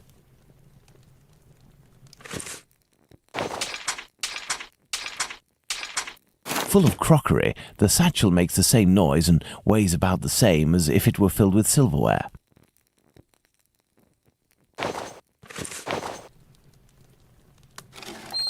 Pass the sack to me. Did you look in? I give you my word, but it won't belong to you until you tell me where Squibby is. Fine. The poor idiot was taken by the peelers the other day. I don't know why some chap started to screech about it. He was the Whitechapel killer, but he ended up followed by an hysterical mob. In a flash, the bobbies had him rounded up and locked down. Do you mean at the local police station? Might not. But if you or the doc talk to him, tell him that about the kayak business. I'll forget our score if he rats on the yank. He'll know. Now, hand over the bag. I say, that's all a little bit wishy-washy. I'm not sure it's worth the satchel. Hey, don't shake it like that, moron. If you don't want to end up with a knife in the back, you'll get busy with the pipe. Got it? Here, take it. That'll teach me for being a good Samaritan. Honestly, how rude. I'd best be off now. Better to not be around when he opens the satchel.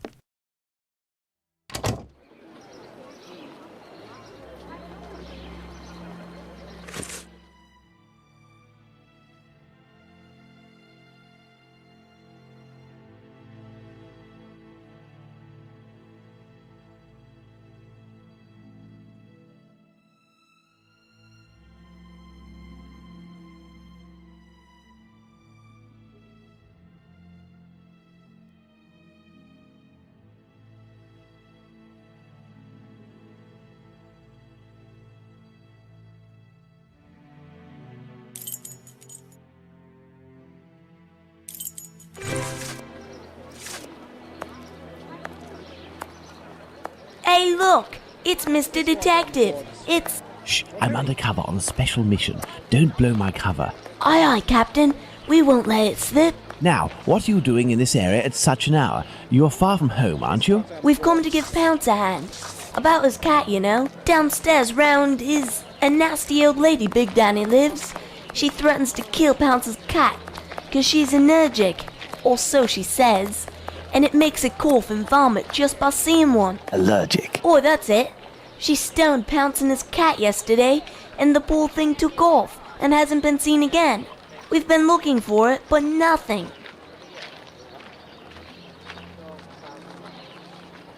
Does that cat there belong to Pounce? he? Be careful, he is injured. Let's take him to the pet shop. We might be able to take care of him.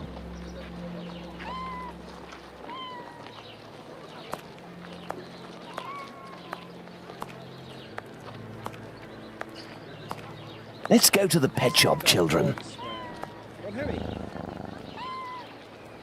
If you all go in at once, you'll scare the animals. Pounce, come with me. Everyone else, stay here.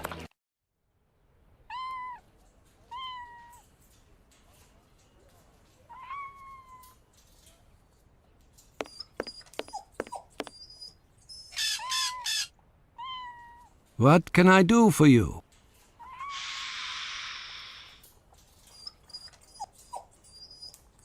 I have come to return your mask. Ah, thank you. If you need something else, do not hesitate.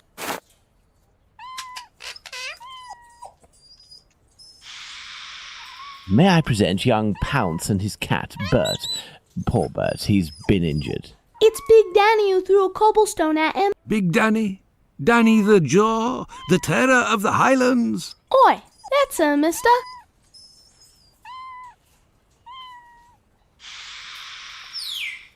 You know this lady? Lady is not the appropriate word. Fury, more likely.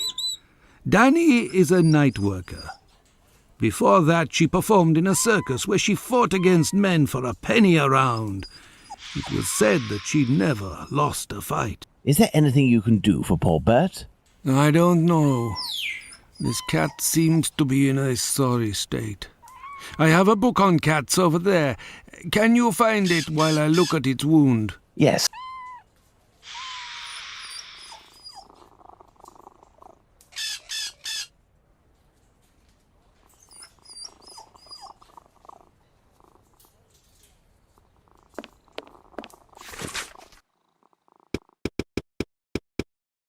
Aha! This must be the cat book Abraham needs. What can I do for you? Here is the book on cats. Thank you, my man. I will see what I can do for this cat.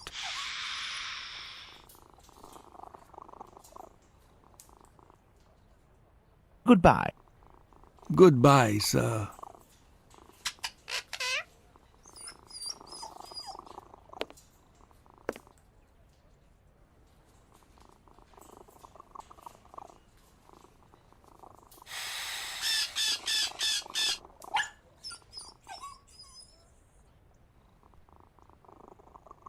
What can I do? Goodbye.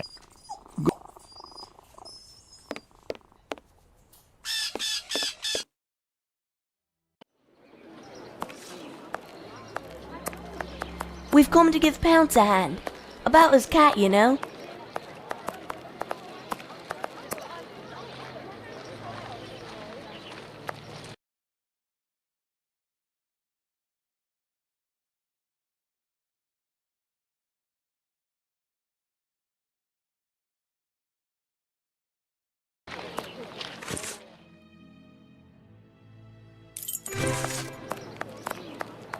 I can't just waltz into the police station to ask if they've got Squibby locked up. I'll have to come up with a ploy to find out if he's actually there. Then I'll need to get the policeman to leave for just a few minutes so I can talk to the prisoner.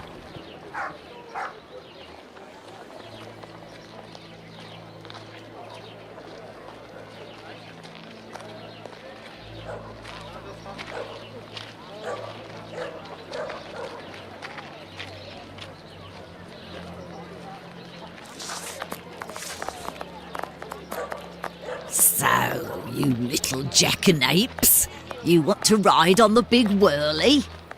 Another day, perhaps, Mum. As a matter of fact, I would like to know if a chap I know called Squibby happens to be in this police station, and how many policemen are inside. Information? Yes, but time is money for me, you know. Here are a few guineas. So, Squibby. I'll tell you everything that I know, my ducky. Nothing. Ha! I know nothing about whether Squibby is there, and I don't give a damn. The bobbies don't whisper sweet nothings to me, like the girls in the nice places. And now get lost before I get all worked up. Hey, if you have something to offer to a lady, I could tell you a little bit more, maybe. I'll be back. You do that. The girls from the nice houses. That monster. Oh. Danny must have been referring to establishments like Miss Bella's that Watson told me about.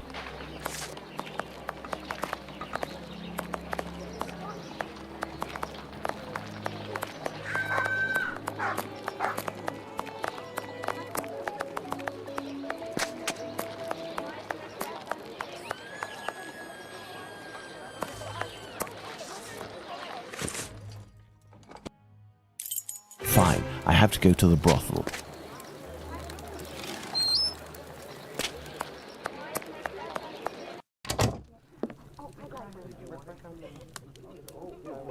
Good evening, Lucy. Do you remember me? Mr. Holmes, come in. You're strangely dressed.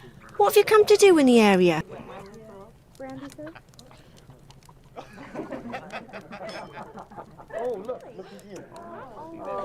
I've come to ask if any of your colleagues, or perhaps even yourself, associate with any of the policemen from the local station. Certain girls go with police officers, it's true, but Bella would be able to tell you more than me.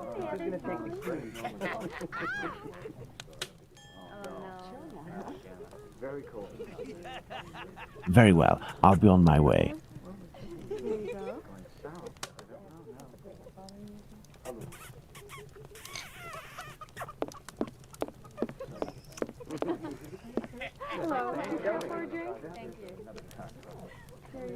You are a friend of Dr. Watson? Indeed. A fine man, your Dr. Watson. He got me out of a damn business with one of my clients. We gave this boor a lesson to remember, and he's since gone to France, having snagged one of my best girls. But it's a break from all of her chatter. You're looking for information about the police, is that right? I can't help you there. The girls concerned are busy. And anyway, I don't have the time. Can I get a refill, please?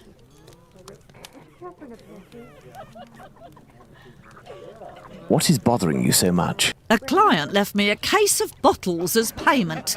It happens all the time. I'm saddled with all this stuff. He told me that these perfumes were the latest thing, straight from Paris. Well, I'd barely smelled the first one when I nearly fainted. There might be some good ones in there, but I'd have to find out if it's really perfume, so that it won't burn the skin off my pretty girls.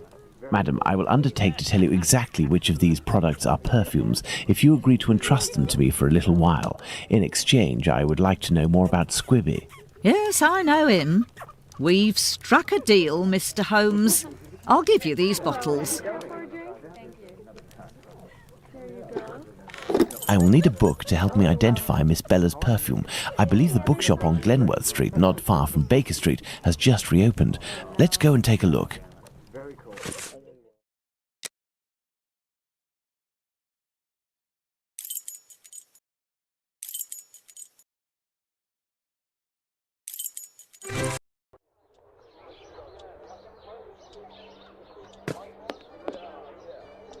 Hello, sir. Hello. Are you the new bookseller in the neighbourhood? Yes, my name is Barnes. You're one of my first visitors. Welcome. What are you looking for? I'm looking for a work that can help me identify perfumes. A book that deals with vegetation and its possible uses in the domain, for example. I would recommend the Encyclopedia Spartica about vegetation. It consists of a reference on the matter. This book is the most complete that there is. Fine, I will take it.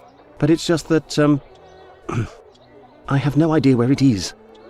Would you believe that my predecessor classified works by their acquisition date? Nowadays, we advocate a thematic classification.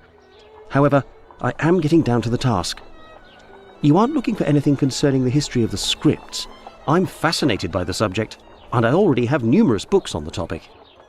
It is no doubt very interesting, but I need this book Spartica without further delay. Fine, fine. I will try to find the acquisition date of this encyclopedia, Mr.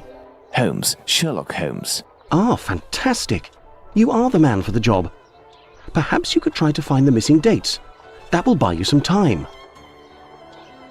There are some dates missing? Yes. I forgot to mention that detail. The dates were written on cardstock attached to the columns, and there was one date per section. As one goes along, you will see there is no specific order, and certain are missing. I remade the labels, but I don't know where to put them. They're there on the counter. Are there any other details to know? The proprietor inscribed a date every 2 years since his arrival in 1864, up until now, that is 1888. He left a note regarding his method of shelving, but I didn't understand a word. I do believe, in fact, that he was a bit mad.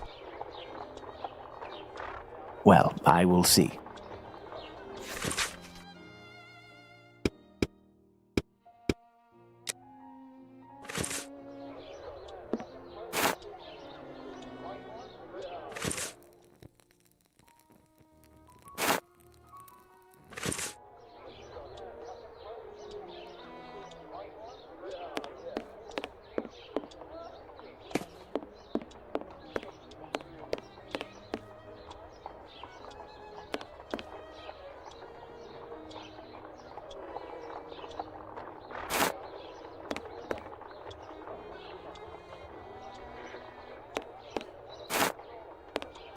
I must put all of the labels back in their rightful place.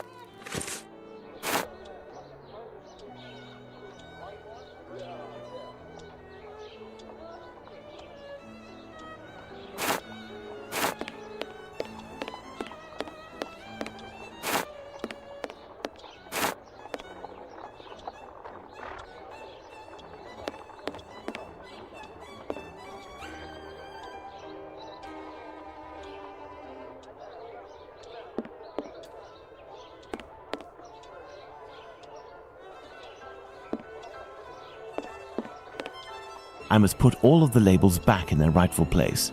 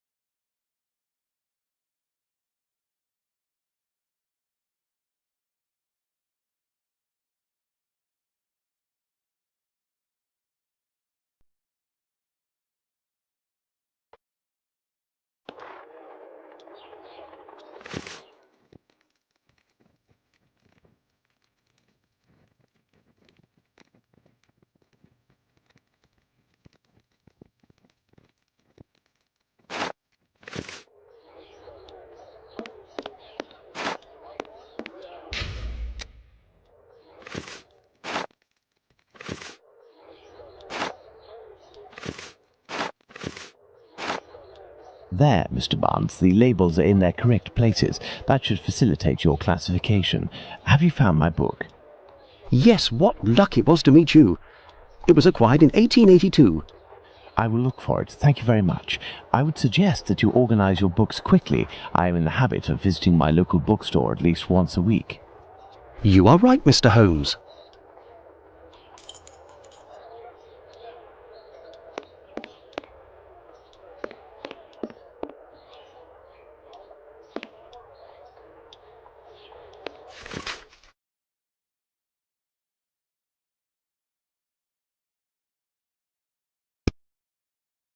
This encyclopedia on plants and spices is just what I need to analyze these so-called perfumes. Let's return to Baker Street.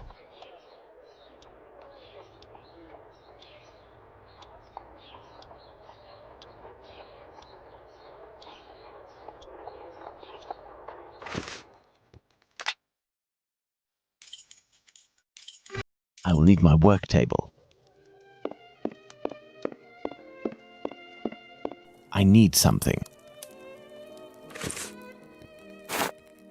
I need something. I need something. Let's get to work. I must analyze these perfumes.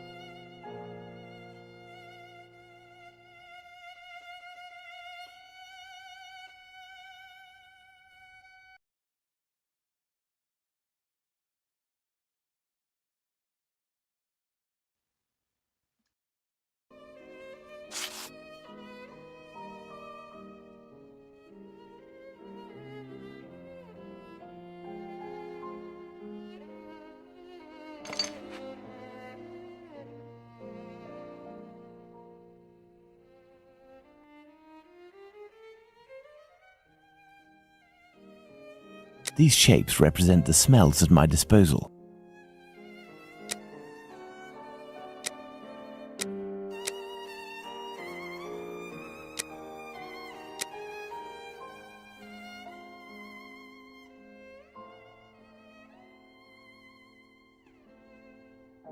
This shape represents the essence of the perfume, which I must recreate. This shape represents the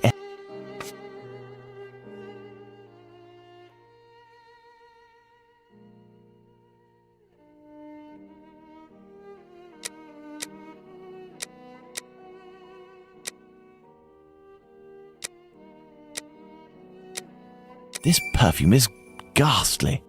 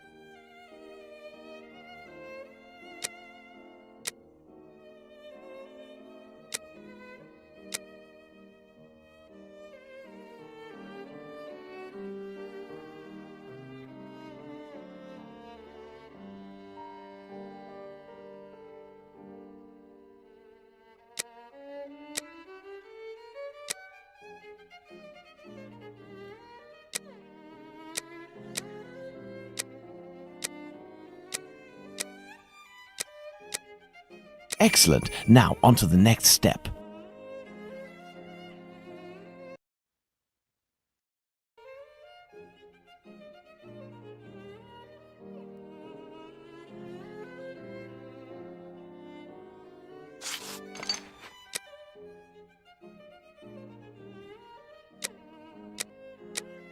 Elementary.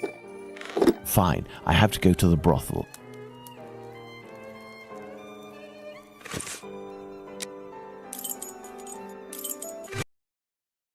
Fine, I have to go to the brothel.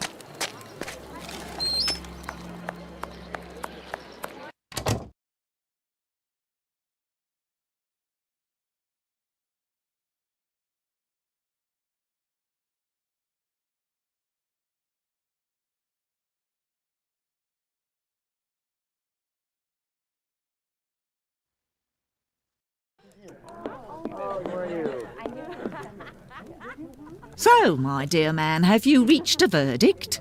I have distinguished the good perfumes from the bad, but even the good ones are nothing more than common sense for adolescents. Who cares? It'll freshen up a few of my girls. Wait, there's a perfume here called Valerian. What is it? It's not really a perfume, technically speaking, unless you like cats. It's more of a kind of medicine. It smells strange. I don't really like it. Here, I can give it to you. And I have some information. Squibby is most assuredly locked up at the police station hereabouts. It would also seem that he's the one who doesn't want to come out.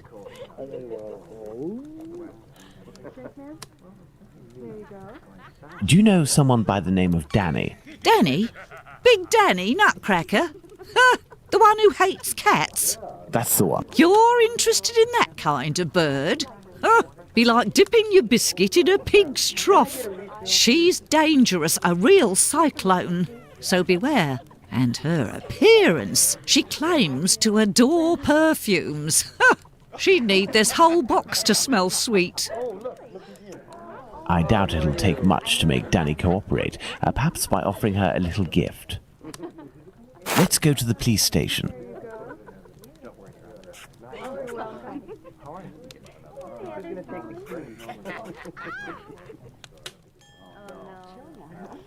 Very cool.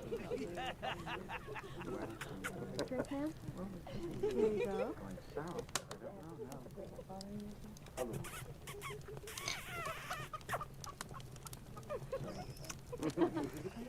Hello, would you care for a drink? Thank you. There you go. Oh, you're welcome. How are you? Just gonna take this break.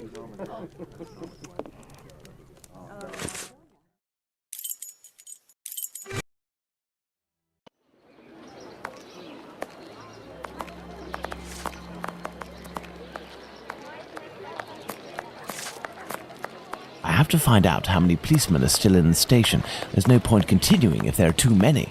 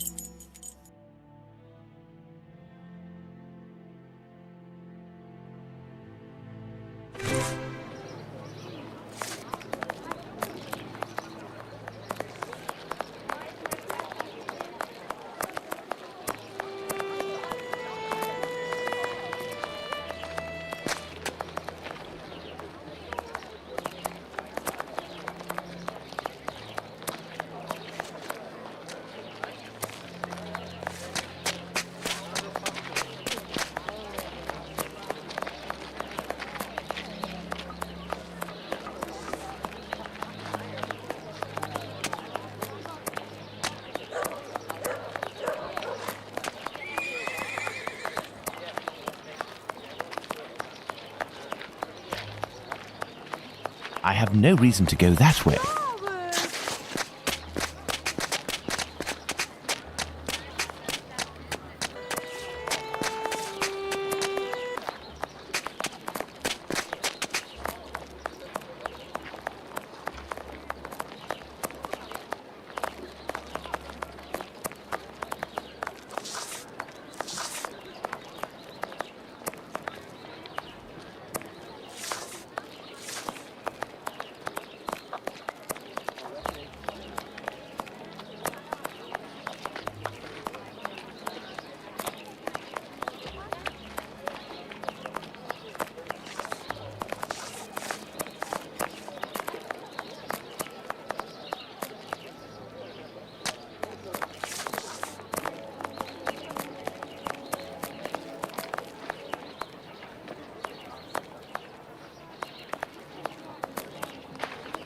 I have no reason to go that way.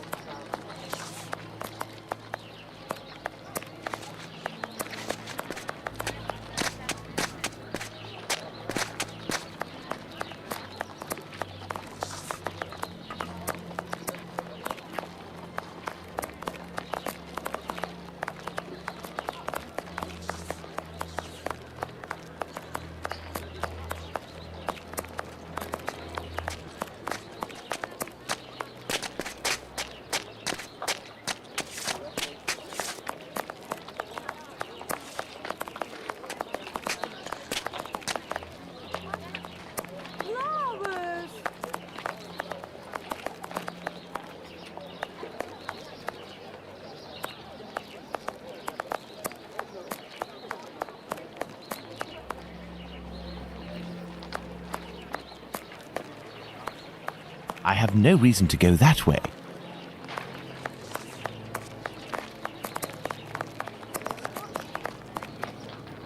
You still there, honey pie? I'll be back. You do that.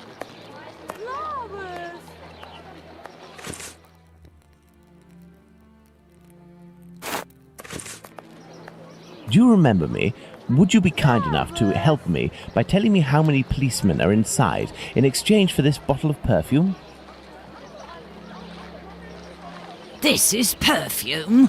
He's got a funny look on his face. Me, I want a pretty bottle with a button so that I can spray it all over myself. Got it?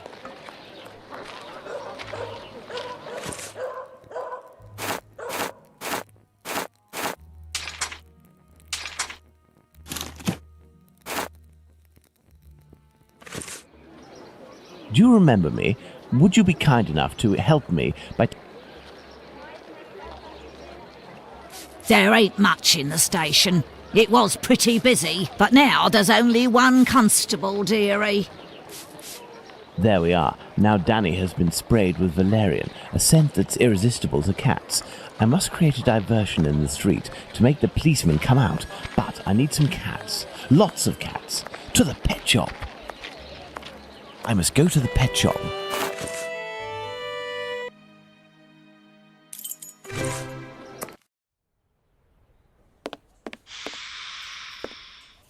What can I do for you? So, how is Bert doing? He'll pull through. But he must eat, and I have no food for him here.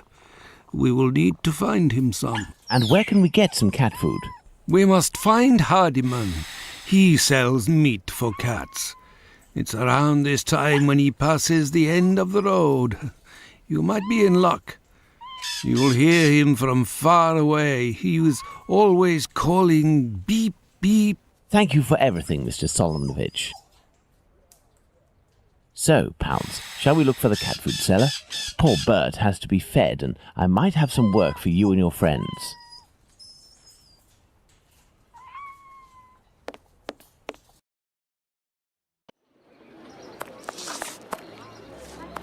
We've come to give Pounce a hand. About his cat, you know.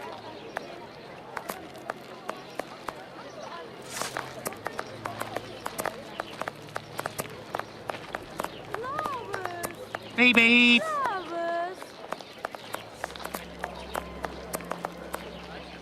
Beep beep. Good evening, sir. How do? A little kebab for the cat? These little brats can't possibly all be yours. Pardon? Oh, no, none of them. Ah, children, they're our pride and joy, and yet... Do cats really like kebabs? They adore them. How many would you like? I'll take the lot. I beg your pardon, sir? How much for the lot? For £2, they're all yours, my lord. It's a deal. Listen up, my little soldiers. You need to find all the cats in Whitechapel and lead them towards the police station. You'll be armed with delicious kebabs to entice them. Go, as quick as you can now. If my calculations are correct, the cats will be seduced by Danny's odour and will throw themselves on her. That should cause enough of a commotion to get the policeman to come out onto the street.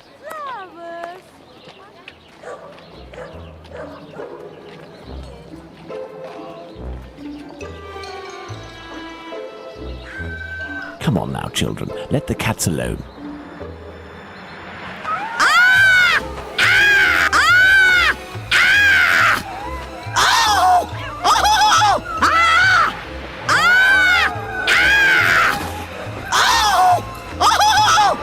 What's all this racket? Calm down. Come on, out. And make those cats shut up. Well now, let's see what I can do about Squibby.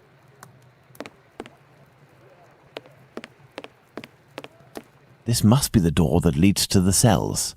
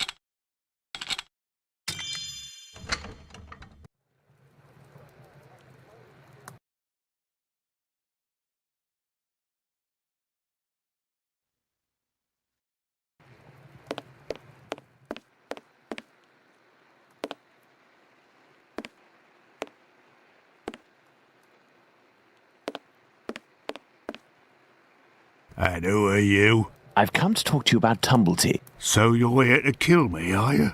Absolutely not. I've come on behalf of someone you know who told me you have some explosive news about this American. In exchange, he has settled your bill on the kayaks. You ain't no street person, you. You're a bobby, trying to wind me up, aren't you? Not at all. Will you agree to talk? Not a chance. I'll give nothing away for nothing. I don't have to follow Bluto's orders. I'm in it up to my neck, and the bobbies won't agree to keep me locked up here for the rest of my life. You mean to say that you are here of your own accord? Damn right. Only death awaits me out there. I was almost lynched because I was blamed for the murder of those poor girls who were chopped up like animals. The police put me here for my own safety. That's when this journalist showed up. A journalist? I socked him once for disrespecting me down at the pub. He said I'd pay for it one day, and that day came. He said he was going to squeal to the papers about me. With my description and my tattoos and all, I was arrested at the same time the police said they'd caught the Whitechapel killer. While waiting to write the article, he started the rumour. Now the streets ain't safe for me no more. I understand. Listen, if I find this journalist and make him promise to not write a word about you, and if I also agree to pay for you to get out of London, will you tell me everything you know about Tumblety? You sure know how to speak to ruffians, don't you? You got yourself a deal. What's the name of this journalist? Bulling. Tom Bulling. Tom Bulling? That name sounds familiar. That wouldn't be the journalist that Watson met at the Wasp's Nest. Huh? Ah, no, nothing. I was just thinking aloud. Well, I'll be going, Squibby. You're right. It ain't healthy here. I shall leave Bluto's treasure at the station. The police will know what to do with it.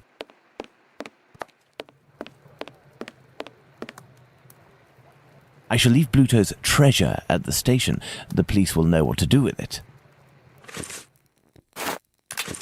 I shall leave Bluto's treasure at the station. The police will know what to do with it. Hey, but what are you up to here, you? Off with you, and make it quick before I take you in. Let's go to the Wasp's Nest.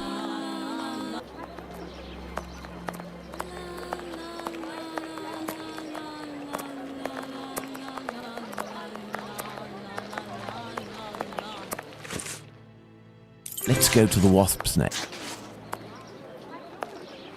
No, if Bluto sees me, it could prove to be quite dangerous. Let's return to Baker Street to change.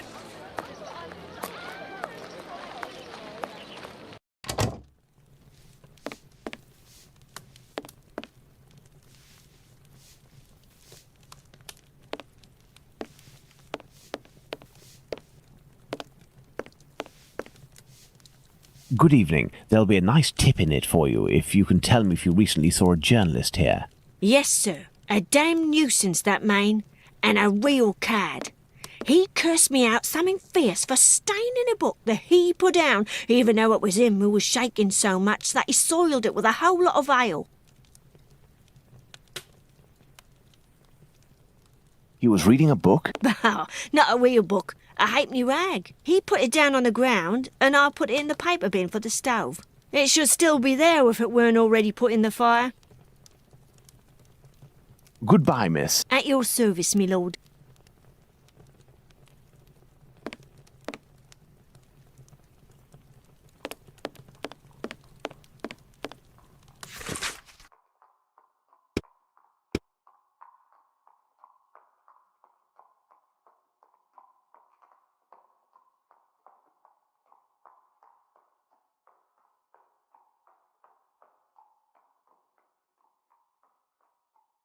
Spring-heeled Jack, a fantastical character that terrorizes the population of London.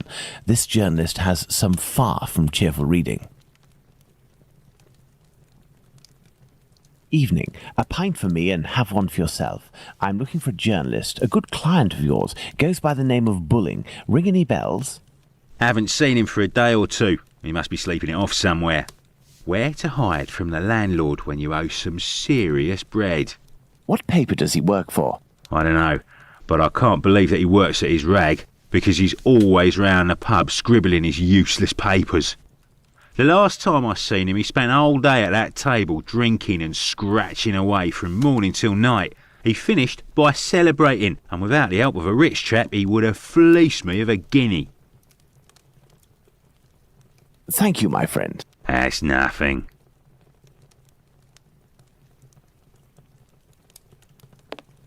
Some paper, ink stains. This must be the table where Bulling writes his copy.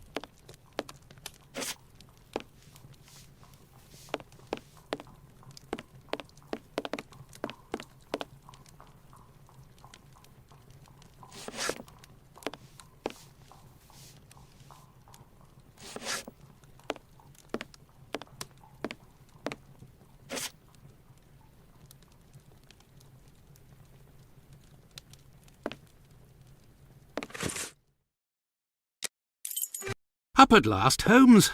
Were you able to get anything from that crook at the Wasp's Nest yesterday? Not yet, but I am working on it. And yourself, Watson, what were you able to find out from your colleague about the sale of second-hand female parts? Holmes? Well, actually... Let it be, Watson. It was tiring, no doubt. Well, as soon as I mentioned the possible existence of a black market dealing in human parts, everyone in the hospital became very tense. This silence, therefore, tells us more than anything else at this point. However, I have trouble believing that such a peculiar dealing as that involving Annie Chapman's uterus could have gone unnoticed in the medical community, if that is indeed what happened. That's my opinion, as well as that of my old university colleague. He maintains that any form of organ trafficking would be impossible, not to mention unnecessary. However, he did tell me something rather troubling. The unexplained disappearance of several corpses from the hospital morgue. He has allowed me to investigate, provided I do so discreetly, and here is what I found, concealed in what appeared to be a secret letterbox. Interesting, an encoded message. Indeed, and look, the symbol of a certain well-known Spartaca encyclopedia is printed on it. Perhaps it will help in deciphering the letter. Thank you, Watson. Are you going out again? I promised a new patient, Captain Stenick, I'd go round to examine him. He lives nearby. I may be back before you've had a chance to decipher this mysterious message.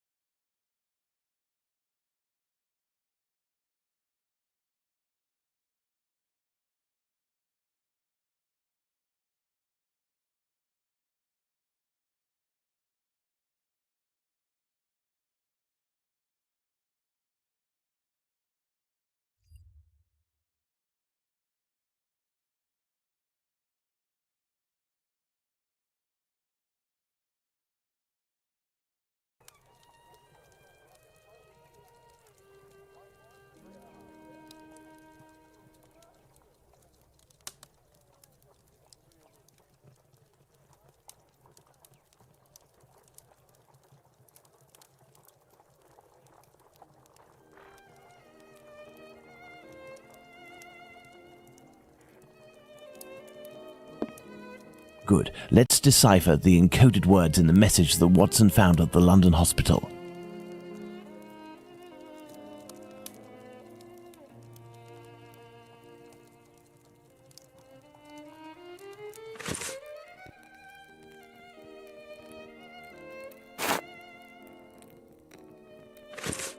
Good. Let's decipher the encoded words in the message that Watson found at the London hospital.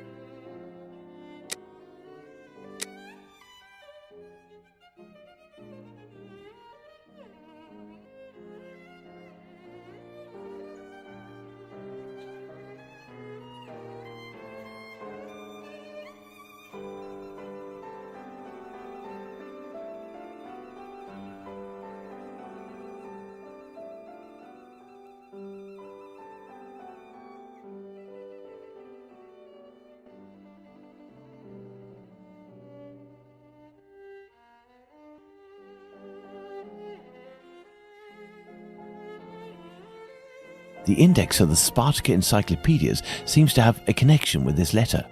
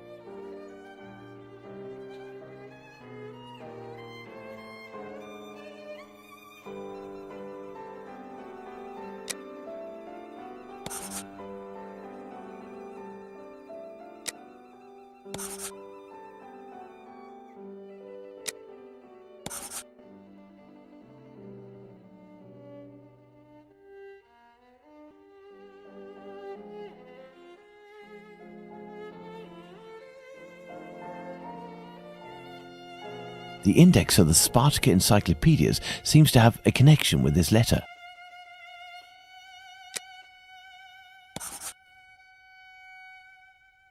Elementary.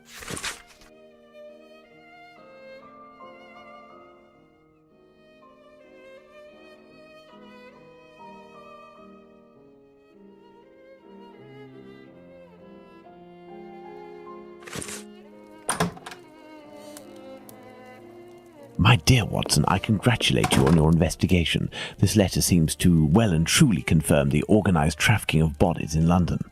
My God, how dreadful. Watson, we must go to the address that appears in this message. I would suggest you take your weapon.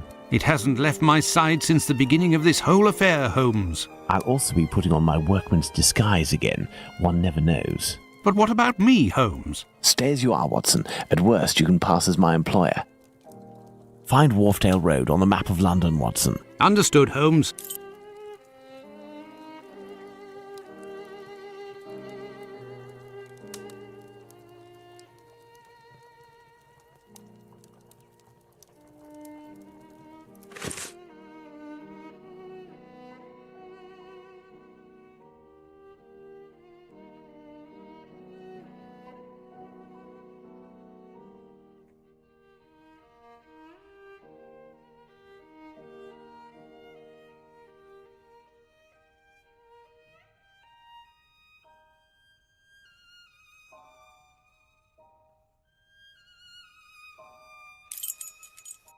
Yes, I have, Holmes.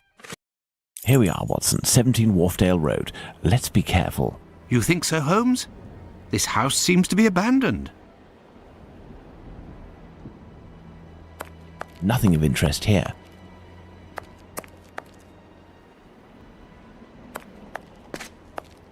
This wheel is in good shape, but it is impossible to remove it. The pin holding it is stuck.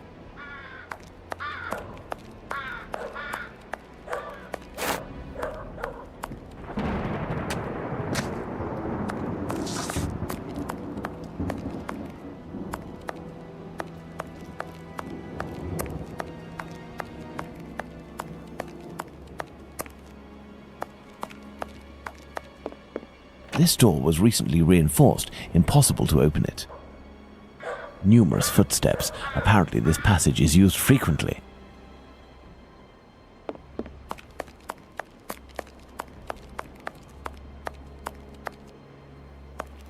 Given the layer of dust accumulated in the square, this door must rarely open.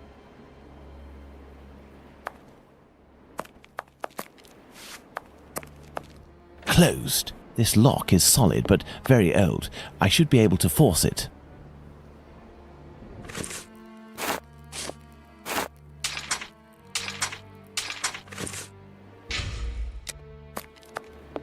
This lock is solid but... What shall we do, Holmes? This lock is solid but... What shall we do, Holmes?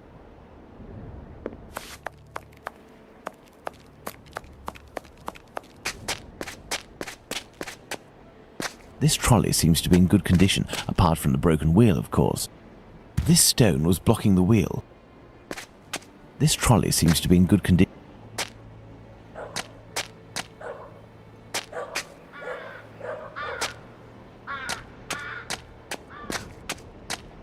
No, I can't do that. A tarred cover. No, I can't take it like that. There, this piece of tarpaulin is very thin, but solid enough for our purposes. But what the devil are you doing, Holmes?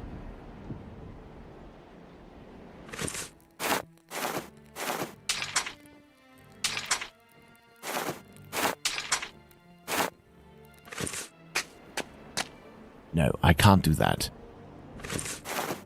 No, I can't do that.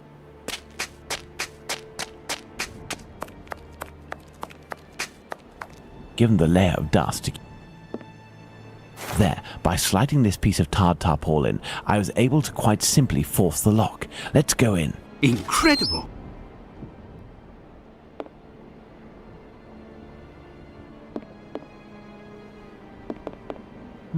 There's something here. There's something here. There's something here. These little metal instruments are some makeup applicators.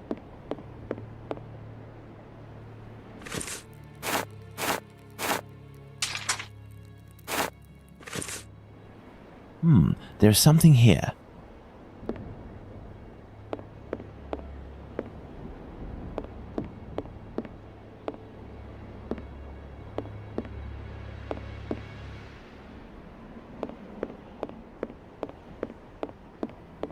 This door was recently reinforced. Impossible to open it.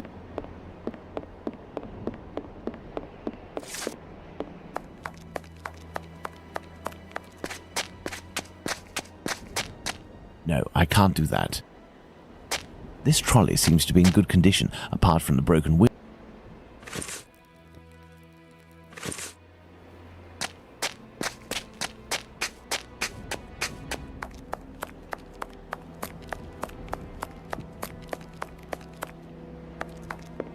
Numerous footsteps. Apparently, this door was recently reinforced.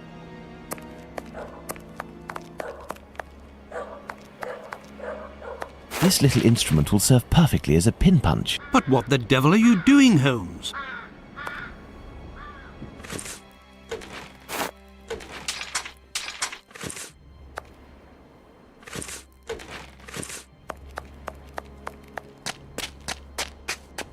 Elementary. But what the devil are you doing, Holmes? No, I can't do that. No, I can't do that. This stone was blocking the wheel.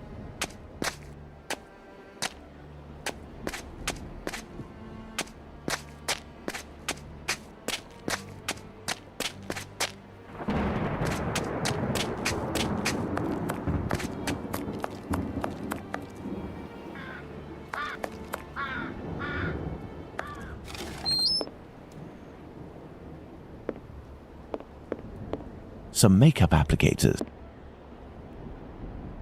These jars contain chemical products. I have no idea what they are for.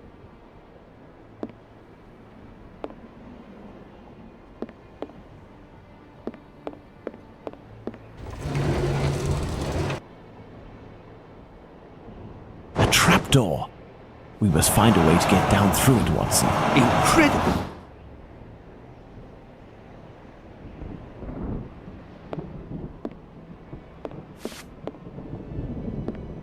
Excellent. Now, on to the next. I will go down alone, Watson. Try to cover for me if someone should happen along. Understood, Holmes.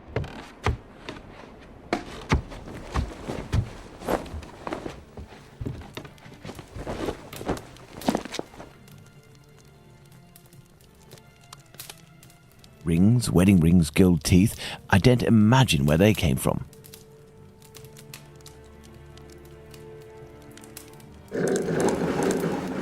This may come in handy. This may come in handy. This old box must have held nails a long time ago. Nothing of interest. Pincers.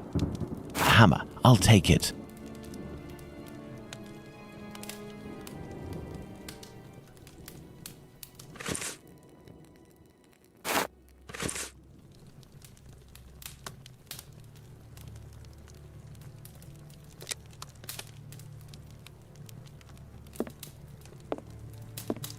clothing that appears to be destined to be incinerated. A pointed poker. This is sure to come in handy. It is a stretcher that can be dismantled into 2 pieces. I have to find a way to take it upstairs, I think. I'll be needing it.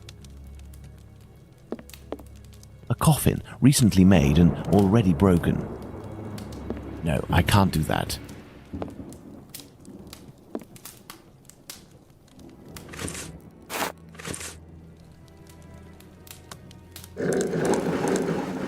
This may come in handy. This may come in handy.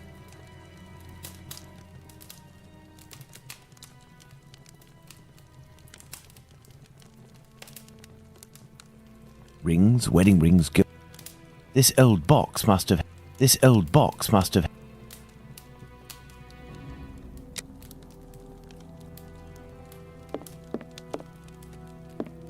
Excellent. Now, on to the next step.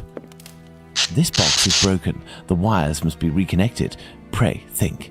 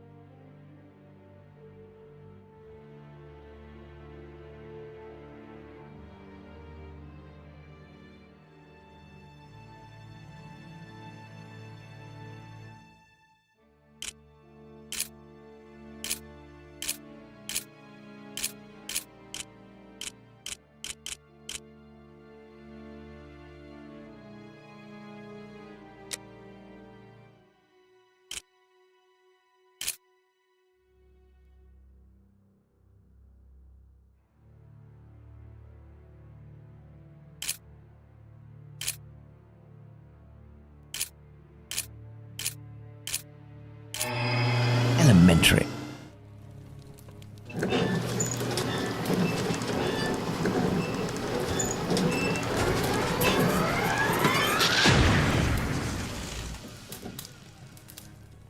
That's good, Holmes.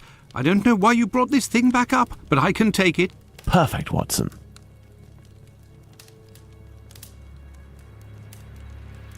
The fuse box is burned. The lift is blocked. I'll have to find another way out. The fuse box is burned. The fuse box is burned. This bent key just needs a little repair job to make it usable.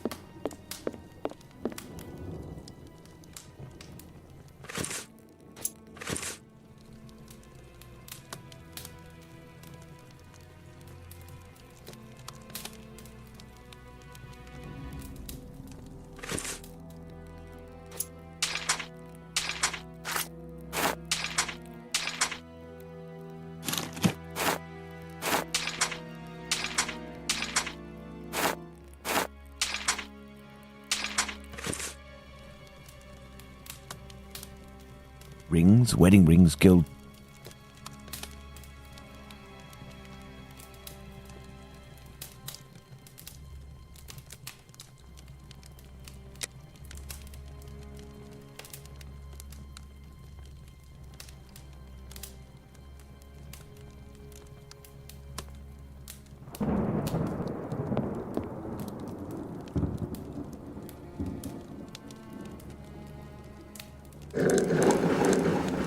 This may come in handy.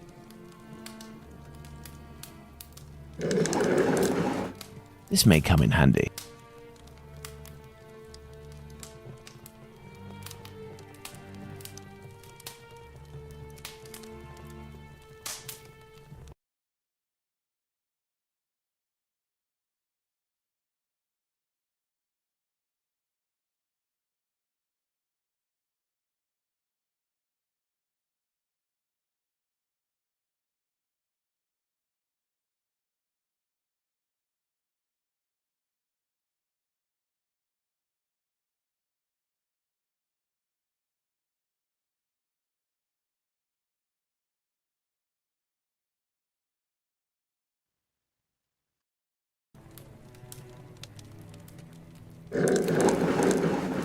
This may come in handy.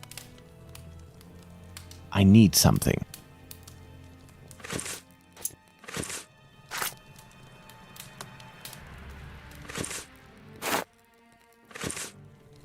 No, I can't do that.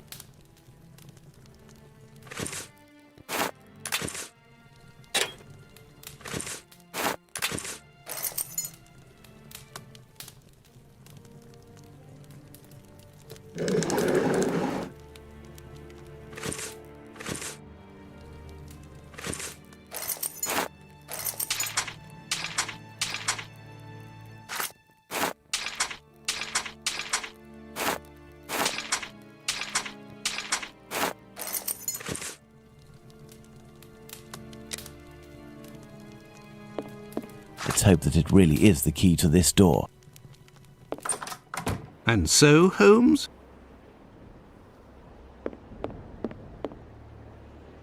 Let's hurry, Holmes. This neighbourhood makes me ill at ease.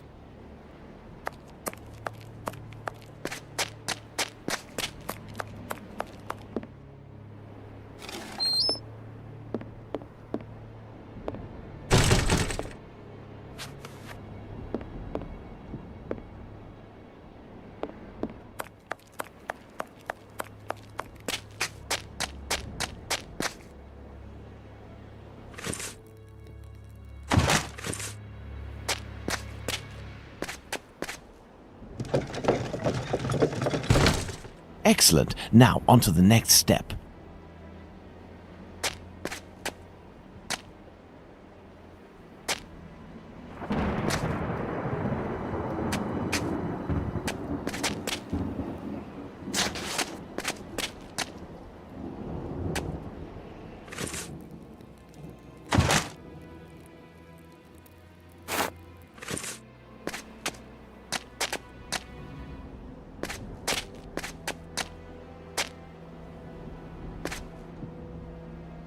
I need something. I need something. I need something. I need something. I need something.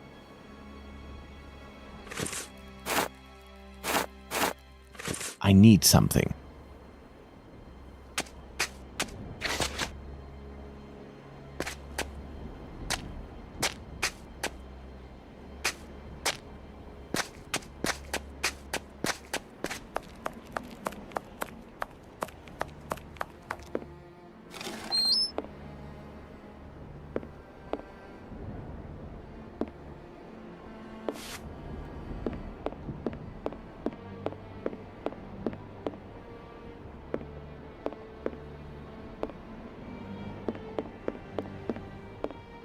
This door was recently reinforced. Impossible to open it.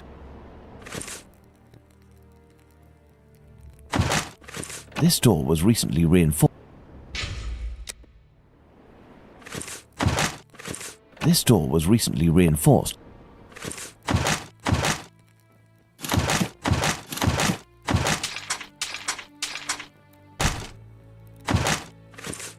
This door was recently reinforced. Impossible to open it.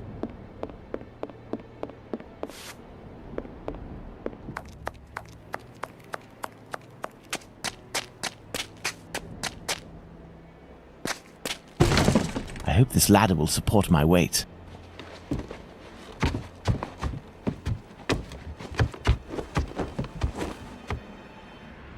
I need something. Let's go. My God, Holmes, where are we? For us to find out, my friend. This woman is dead, Watson. Yes, several days ago, Holmes, but the body is perfectly preserved. No odour, no visible decomposition.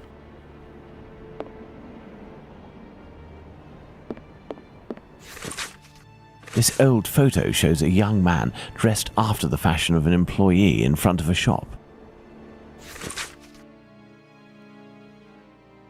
Amusing. The man in the photo taken in 1883 and the one on Prince Raskolnikov's leaflet are one and the same, and no more a prince or a Russian than you or I, Watson. Look at this photo. It is inscribed Ethel Broome Street, 1851 to 1878. This young woman who died 10 years ago looks like the one stretched out on this table.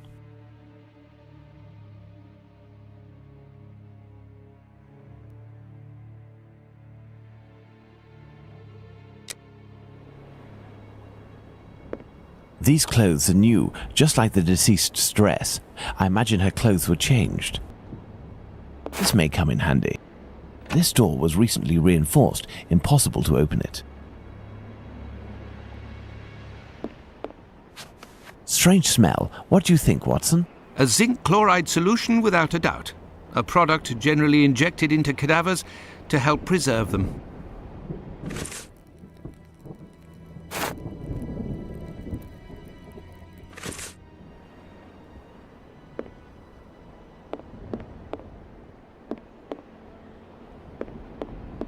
This cheap jewel must be an accessory of some sort. Look, Holmes, a label from the London hospital. It must be a corpse stolen from the London hospital. Look, Holmes, a label.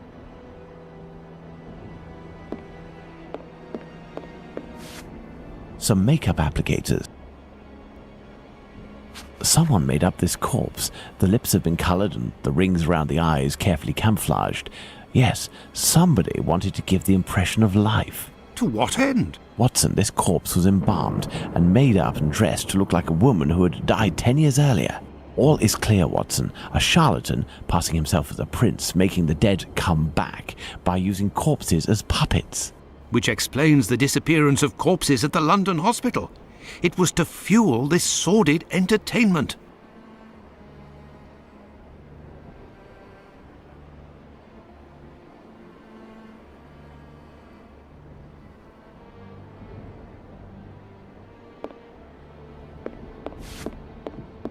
Holmes, I hear a cab stopping in the courtyard.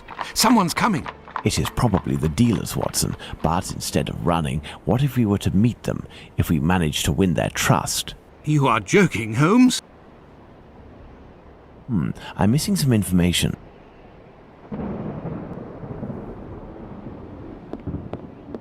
This door was recently reinforced.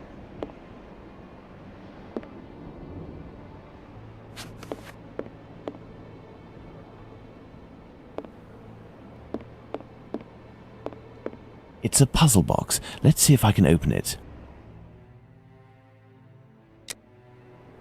Glass eyes in all shapes and all colors. It's a puzzle box. Let's see if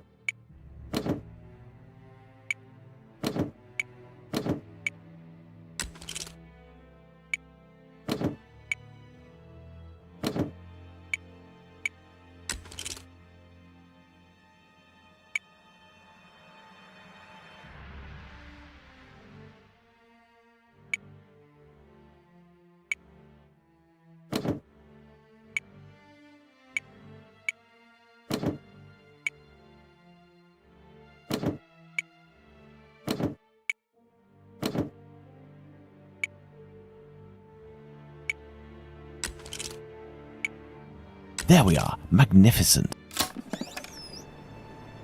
This square object is very unusual. This letter speaks of a sign of recognition. Interesting.